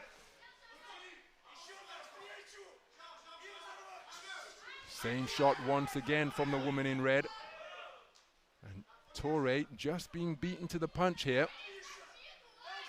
Just under a minute to go in the opening round. There's a right hand over the top once again, this time catching Torre on the forehead. Rough house tactics being applied by Anfina Geneva, landing the shot and then tying her opponent up.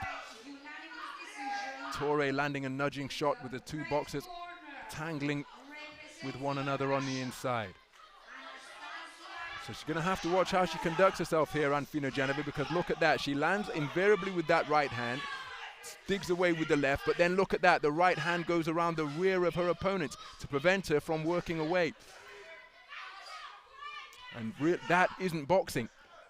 She's trying to land the shot, but again, the referee's spoken to her about it repeatedly.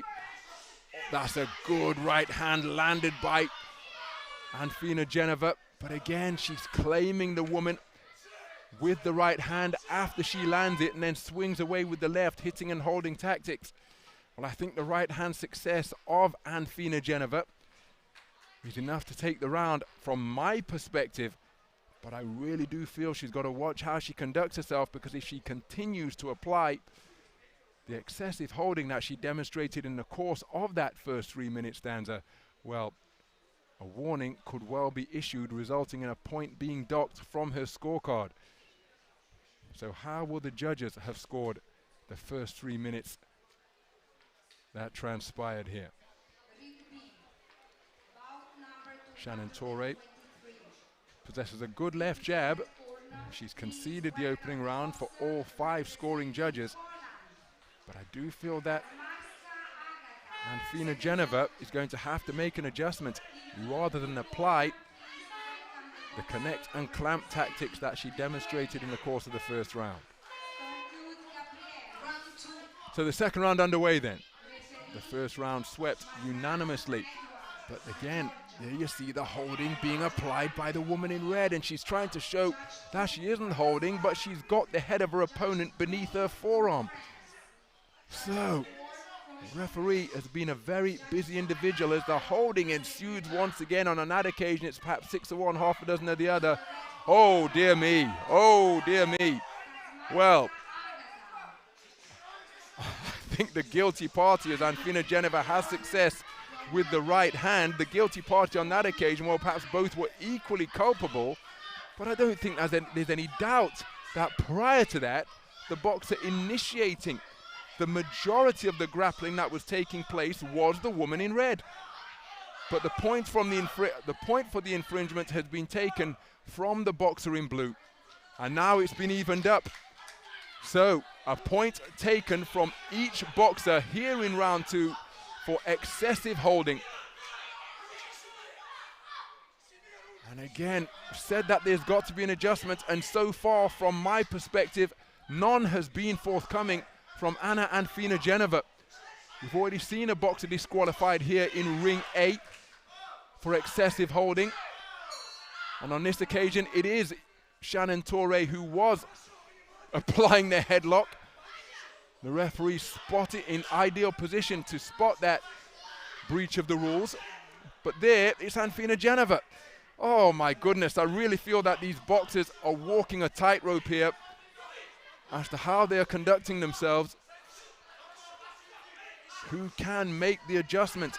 Because look, once the initial lead shot has been released, whether it lands or not, again, the right hand from Anfina Geneva goes long and it ends up applying a headlock. So it's making for a very untidy affair here. Both boxers have been docked a point for excessive holding here in round 2. Minute to go, and there's been precious little clean point scoring from either boxer.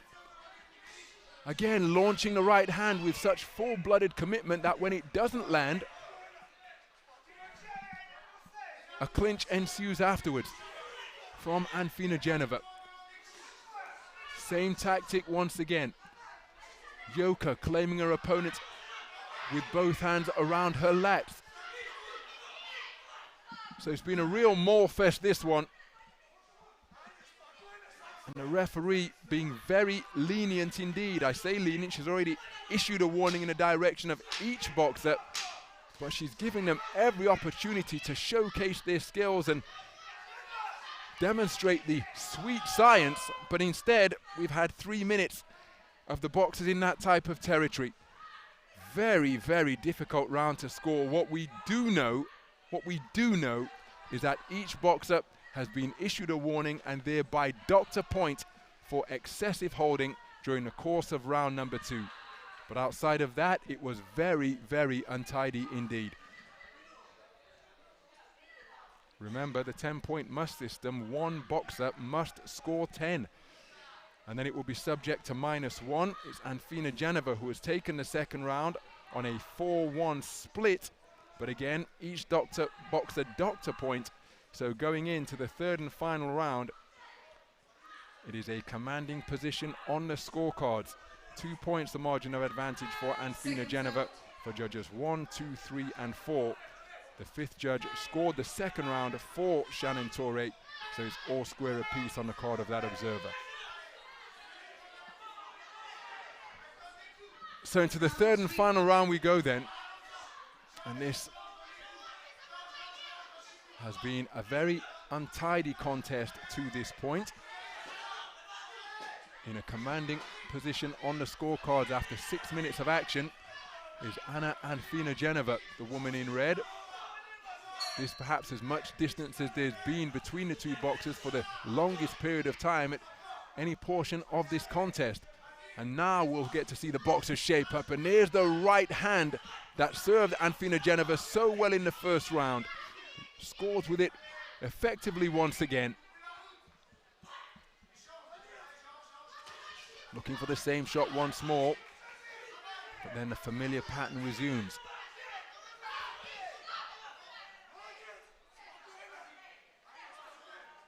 The referee has really had her hands full here, trying to ensure that these two boxers engage in boxing and not just mauling. Good 2-shot combination landed by Toure. But look at that, that's a headlock and tossing her opponent to the canvas. That's very dangerous for my money from Toure. And again, the referee on the spot to speak to her about it.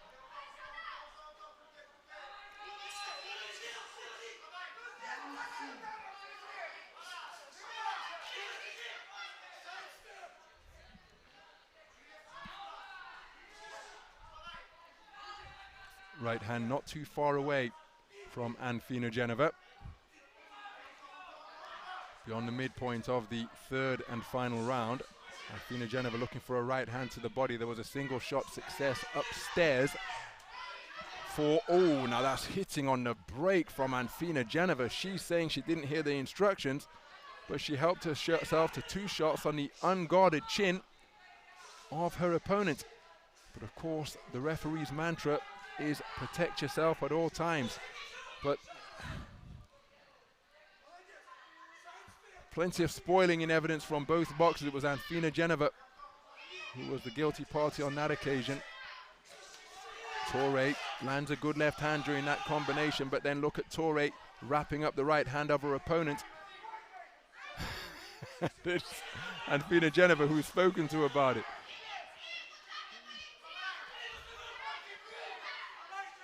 Well, not the most aesthetically pleasing contest, this one. The styles not gelling to make for a classic here at the semi-final stage. It's going to be Anfina Geneva who will go through to the gold medal bout. There's a nice check left hook as she gets onto the back foot. Toure remaining in pursuit of her. There's that snapping left jab she possesses. But really, for the most part, neither boxer was really able to show us, or indeed show their opponent, the skills that they possess. It was wonderful punch picking from the right hand in the first round from Anfina Geneva. She showed it on occasion in the final round. She showed us a check left hook in the closing stages of round 3. And I think we're just awaiting confirmation that will send Anna Anfina Geneva through to the gold medal bout. Ladies and gentlemen, the winner by unanimous decision in the red corner, and there is confirmation of a unanimous points decision victory for Anna Anfina Geneva, taking it for all 5 scoring judges against Shannon Torre of France. She comes away with a bronze medal and the $2,000 prize purse that comes with that bronze medal accomplishment. But it is Anna Anfina Genova who will face off against Italy's Angela Carini, the tournament #1 seed, in the gold medal bout in 2 days' time.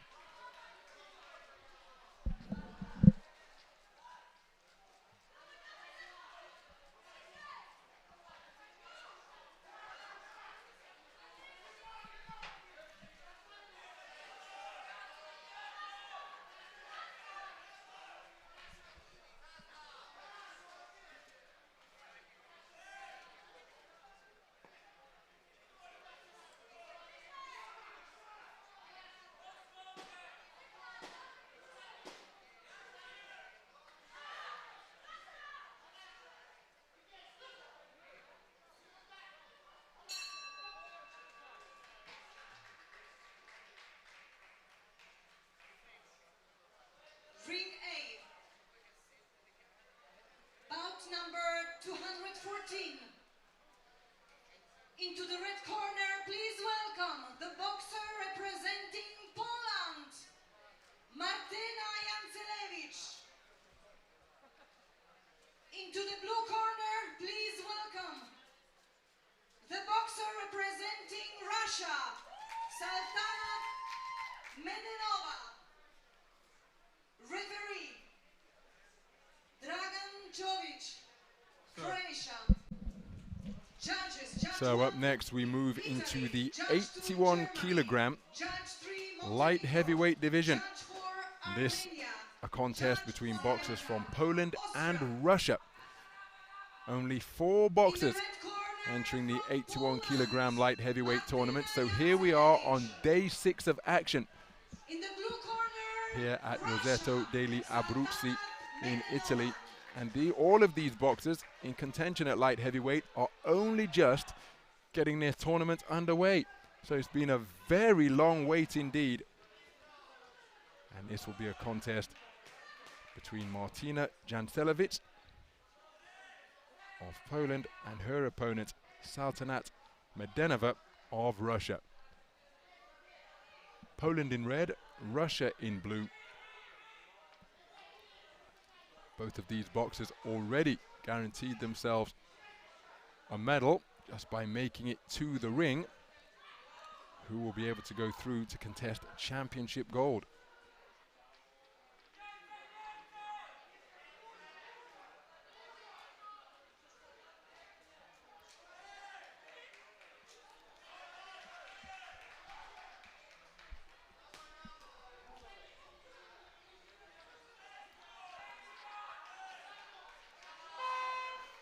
So we're underway then. After 6 days of waiting, the 81 kilogram light heavyweight boxers are finally in the ring. This a semi-final contest in a weight bracket where only 4 boxers entered. The woman wearing red is Martyna Jancelewicz of Poland, the 2019 European Youth bronze medalist at 81 kilogram plus heavyweight, and she's making a brisk start getting over that front foot, but being met by a twinkle-toed opponent from Saltana Medenova, 2017 national junior champion, and she too taking 2019 European Youth bronze at 81 kilograms. Her opponent took European Youth bronze in the same tournament up at 81 kilograms plus. So 2 accomplished youth classification boxers here at the under 22 stage, and both of them demonstrating their skill sets in the opening minute of this first round. Medenova with back foot boxing, plenty of poise while under fire, trying to get over that front foot and apply educated pressure, is Jancelewicz of Poland. Nice left jab in response to that right hand lead. It was Jancelewicz who poked out the left jab. Very different styles, both boxers, wonderful movers, and look at the success in the punch picking from both, as Medenova scoring up skiers, Jancelewicz going to the body very effectively indeed, mixing it up to both body and head. Right hand success off the back foot once again from Medenova. Jancelewicz continues to pour forwards, right hand success through the gloves from the woman in blue.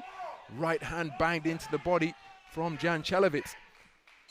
Now remember, if she has had continental success up at heavyweight, 81 kilograms plus, she may well be the naturally bigger boxer. And as she continues to get over that front foot and walk her opponent down, oh, that's a good right hand landed by Jančelović, and another one. Will she possess the heavier armory? Will that extra natural size begin to take an effect? There's another solid right hand landed by Jančelović. But Mladenova remaining poised, continually looking to move around the clock face, both anti-clockwise as she's doing now and in a clockwise direction as well. Action-packed opening round, this one. Left hand dug into the body a few moments ago by Jančelović, and then she comes back with punches to the body.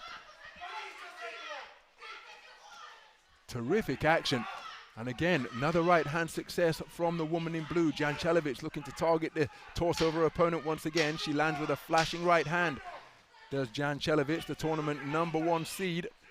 Very busy indeed during the course of this round. Mladenova going in search of her opponent and non-stop punching after 6 days of waiting from these two 81 kilogram light heavyweight boxers. Terrific action. I happen to think it's Jančelović who has done enough to take that opening round, but make no mistake, the back foot prowess of Saltanat Mladenova evident for all to see. Terrific opening round.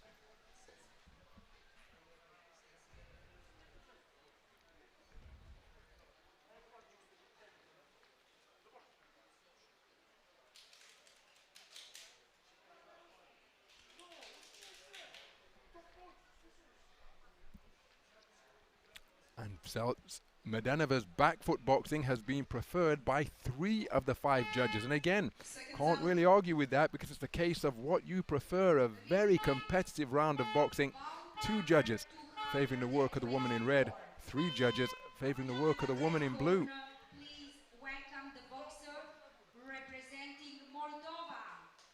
So into the second round then, sprinting back out from the neutral corner is Jančelović to get to center ring.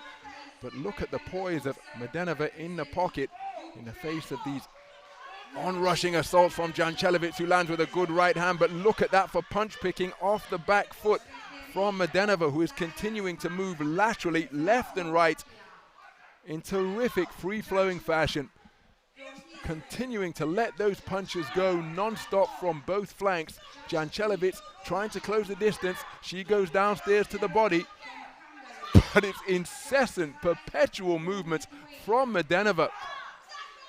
Always on her toes, and a good right hand sunk into the body by Jančelović, perhaps trying to slow down the movement of the woman in blue, and then she comes through with a right cross upstairs, but Mladenova back into her own punching range and letting her hands go. Jančelović looking to work the body. Right hand off the back foot once again from Mladenova, and now she's back to her punch-picking best, changing direction. And oh, that's a terrific right uppercut, left hook, dug in by Mladenova. Jančelović bites down, steps right back into the pocket, and goes in search of her own offense. Corkscrew right hand land once again from Mladenova, and another uppercut turned through the guard. Uppercut comes once again from the right hand. Terrific use of that shot from Mladenova during this portion of round number 2. Backhand success from both boxers. Jančelović looking to put more leverage, more power onto her shots, and lands with a solid right hand upstairs after good work to the body. There's another solid right hand that brings about a standing count. Martina Jančelović unloading the heavy armory, caught her opponent in the neutral corner and uncoiled a right cross that brings about a standing count. So less than a minute to go, and a left-right combination on the resumption from Jančelović, perhaps sensing that she has hurt her opponent. But Mladenova trying to get her movement going once again, but she's been tagged solidly by a couple of solid right crosses. Mladenova back up on her toes as both boxers enjoying success. Final 30 seconds of the second round. What a round, because Mladenova was flowing magnificently. She brought the uppercut into play, but then Jančelović made the adjustment and then began to find success with her own right cross. It's been sensational action.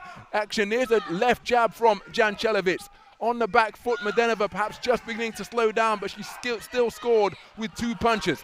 There's another two-shot combination, right then left. Right hand over the top from Jančelović. Terrific work from both boxers, punching one another to a standstill at the conclusion of that second round. A brilliant round of boxing between these two light heavyweights. Their punch output absolutely remarkable to behold. Now, how will the judges score that one? Because Mladenova was magnificent in the first half of the round, bringing the uppercut into play, turning it underneath, and continually jolting the head backwards of Jančelović. But then Jančelović made the adjustment and began to find a home for the right cross. And once again, well, it's Jančelović who has swept it across the board. So it is all square, 19 points apiece for judges 3, 4, and 5. Jančelović leads 20 points to 18 for judges 1 and 2. Seconds out.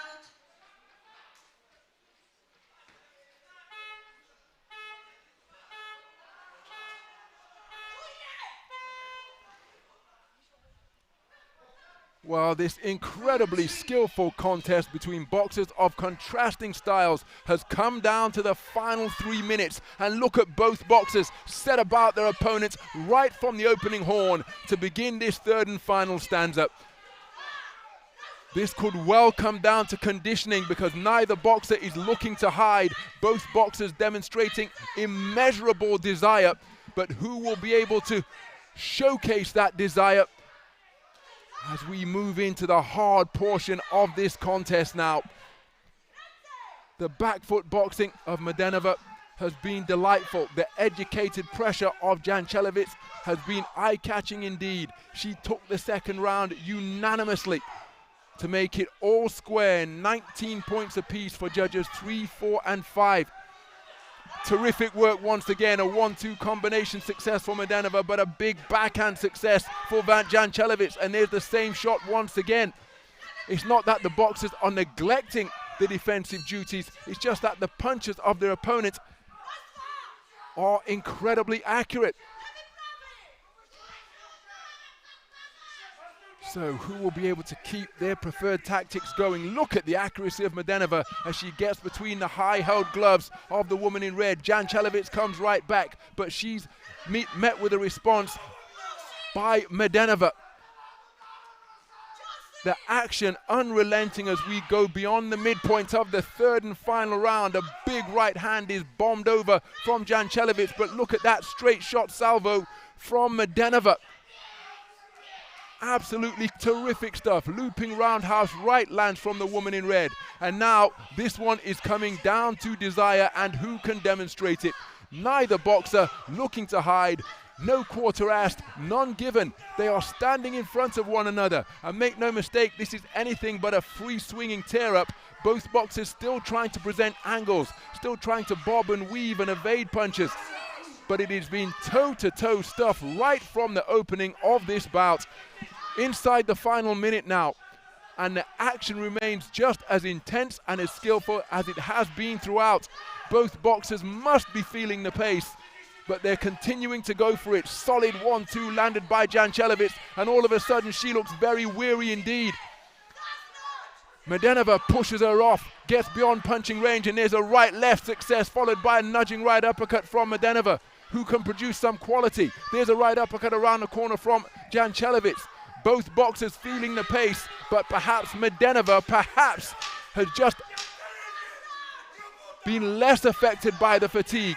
But Jančelović still banging away from both flanks as both boxers conclude in another toe-to-toe trade-off as this contest concludes. What a terrific contest we have just witnessed in this 81-kilogram light heavyweight semi-final.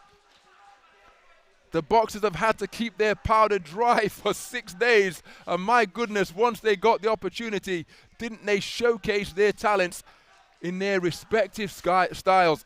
The tournament #1 seed, Martina Jančelović, looking to apply educated pressure.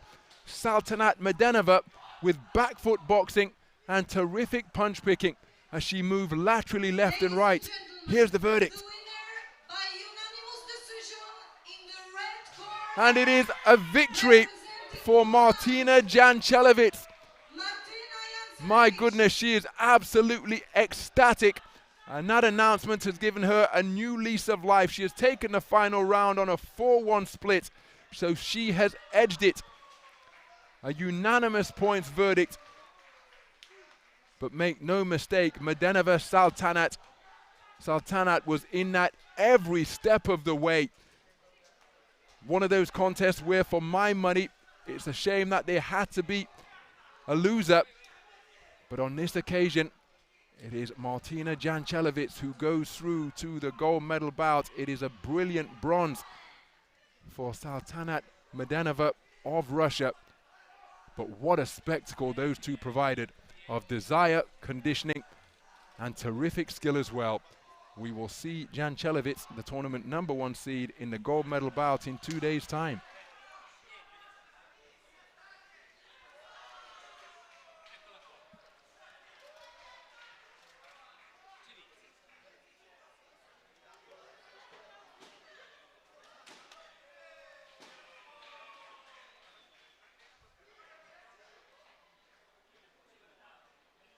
Ring A, bout number 215.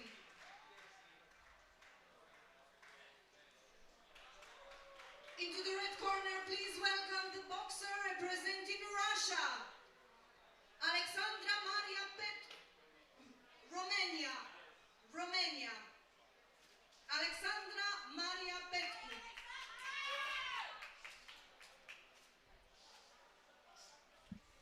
Into the blue corner, please welcome the boxer representing Ukraine, Olesia Krysiuk. Referee, Maria Rizzardo from Italy.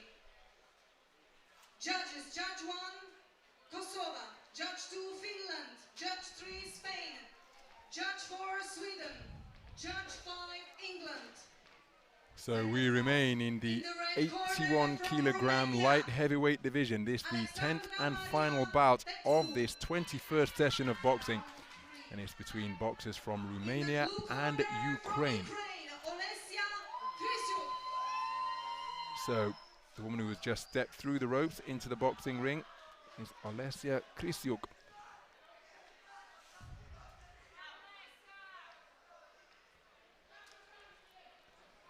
(20 years of age). Her opponent is Alexandra Maria Petku of Romania.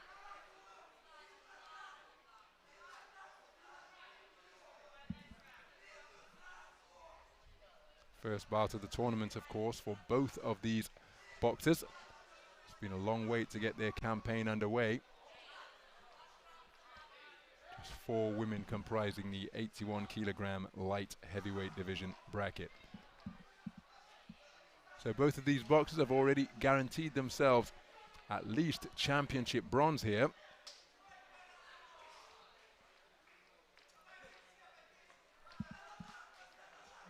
Now looking to go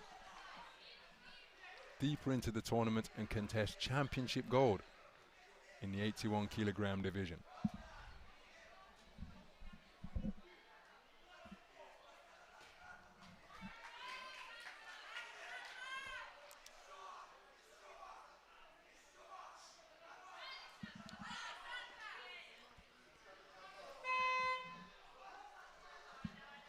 So 81 kilogram light heavyweight action. We're at the semi-final stage. This one between boxers from Romania and Ukraine. The taller figure wearing red is Alexandra Petku. Even though she's boxing for Romania, she spent plenty of time at Islington Boxing Club. Won herself a gold medal at the 2019 Women's Winter Box Cup. More on that in a moment. Her opponent, Olesia Krysiuk of Ukraine, 2016 European Junior quarter-finalist at 70 kilograms. Participated in the Youth Championships in 2018. That year, she took National Youth Gold and also participated in the 2018 World Youth Championships. So plenty of experience in youth and junior classification boxing for the woman in blue.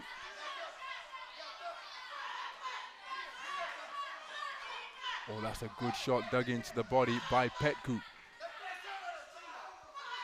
Looking for that same right hand downstairs once again. She's leading off her right hand to the body left hook combination. Then she scores with a left right upstairs. Started at a brisk pace as this one. Good right uppercut and left hook. And then a bombing right hand over the top causes Krisyuk to back up. And the right hand coming increasingly into play now for Petku, finding the range and just slowing the feet down of her opponent in blue. She came charging out of the gate, did Krisyuk, but she's just being slowed down by the accurate punch picking and heavy shots. Right hand to the body, left hand upstairs once again, and another left hand crashes through, followed by right-left combination. And unless Krisyuk does something, she could well be put on the end of a standing count here.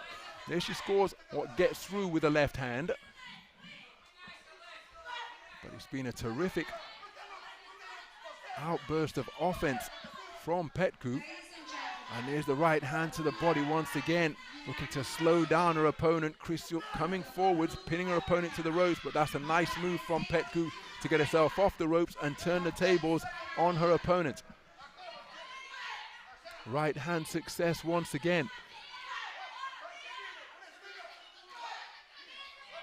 So Petku has really done a terrific job slowing down the punch output and speed of movement of Alessia Krisyuk, and pins her in the corner and helps herself to two solid punches, and another right hand crashes through once again. Krisyuk bravely boxes her way out of the corner, but the strength of Petku being applied, looking to keep her there.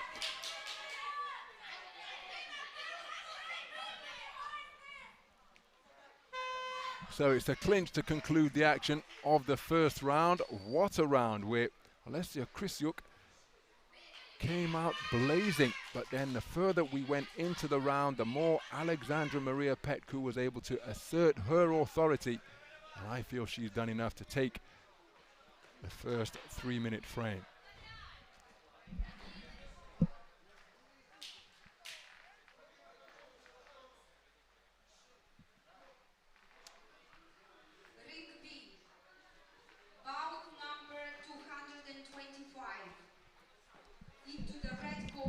So Petku takes the first round on a 4-1 split. Judge number 2 preferring the work of Alessia Krisyuk.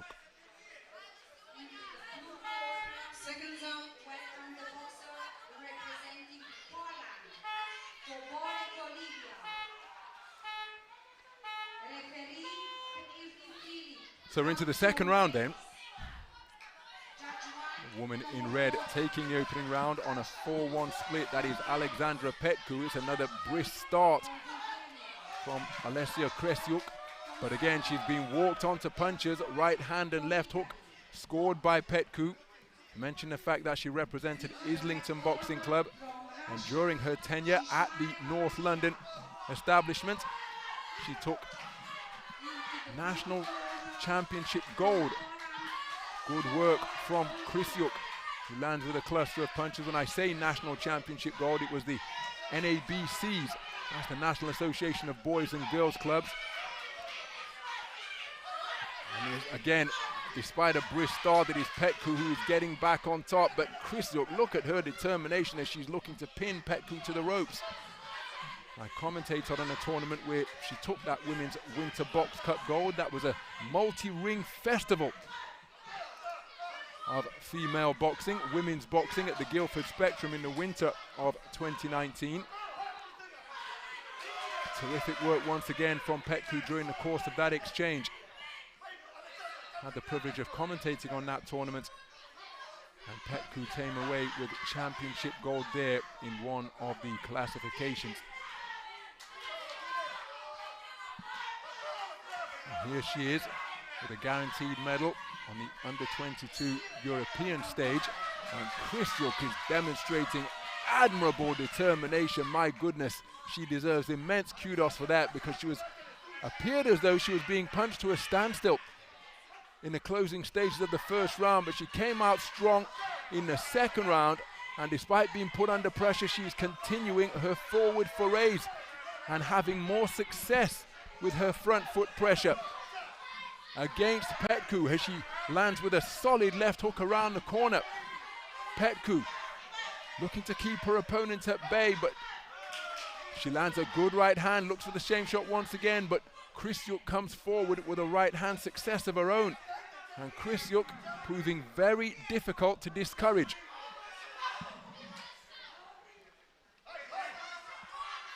Oh, that's a solid right hand landed by Petku. Goes downstairs with a good right hand to the body. The right hand she landed upstairs was partially blocked by the gloves of the woman in blue. As now Krisyuk comes forward with backhand successes of her own. Terrific action as Petku spins off and lands a left hook. Now it's back at center ring. Left jab, left hook success for Petku, who's driven back across the ring once again as the boxers exchange punches while the referee was trying to intervene and break them apart.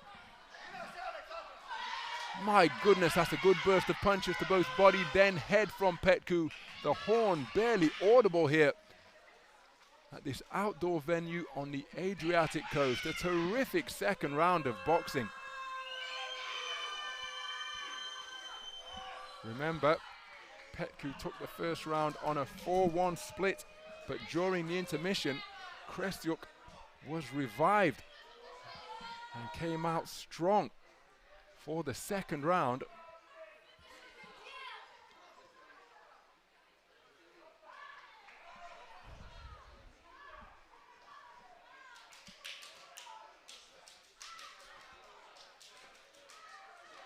So whose conditioning will enable them to negotiate the third and final round better? It's an identical set of score lines in terms of the who favors whom. 4-1 split in favor of Petku, but two judges scoring it 10-8 in favor of Petku, and I didn't see that from my vantage point in the commentary box.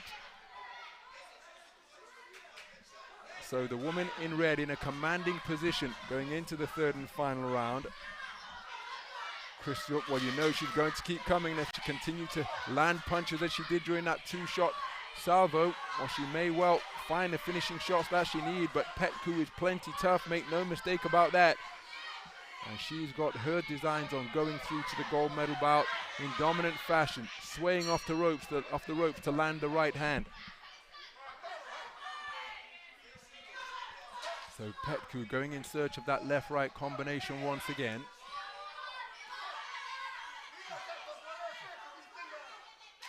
Right hand to the body, not too far away from Krisyuk, who continues to come forwards, but when Petku has employed that body shot, it has been really effective indeed. This time, right hook around the corner, then a left hand from Petku. Left hand lands to the sternum from the woman in blue. Winds up a big left hook, but it was telegraphed, and while she was regaining her stance, Petku stepped back into the pocket and teed off on an unprotected chin. Very good boxing from Petku, taking advantage of her opponent who put everything behind a home run swing, but couldn't find the mark. The punch was easily evaded. Good work to the body once again from Petku, who really is targeting the torso of her opponent to good effect. That's a solid right hand over the top from Krisyuk. Nice movement to spin off and change the angle in front of her opponent. Look at that for a check right hand from Petku. And as Krisyuk is continuing to load up, she's just been spun by the accurate punches of Petku. She's given it absolutely everything as Krisyuk, but she's running on close to empty now. But her desire remains undimmed as she pours forwards once more, but now she's having difficulty closing the distance as Petku continues to target the body. Terrific punch picking underneath, particularly with that right hand from Petku. Then lancing out the left jab to keep her opponent at bay. There's another left-right combination. And with 30 seconds to go, well, if it continues in this vein, this one could be a 10-8 round in favor of the woman in red, because there's been plenty of industry from Krisyuk. But the greater effectiveness, the greater artistry and imagination coming from the woman in red, who has used the space of the ring very well indeed. She's maintained the gap between herself and opponent.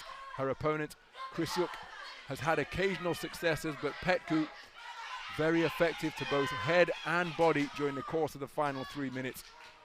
And it will be she who will be going through to contest championship gold here. Very good performance indeed in the face of a very committed opponent in the form of Alessia Krysiuk. She'll come away with championship bronze in this, her first bout of this tournament, and it will be the woman in red who will go through to contest championship gold in the 81 kilogram light heavyweight division.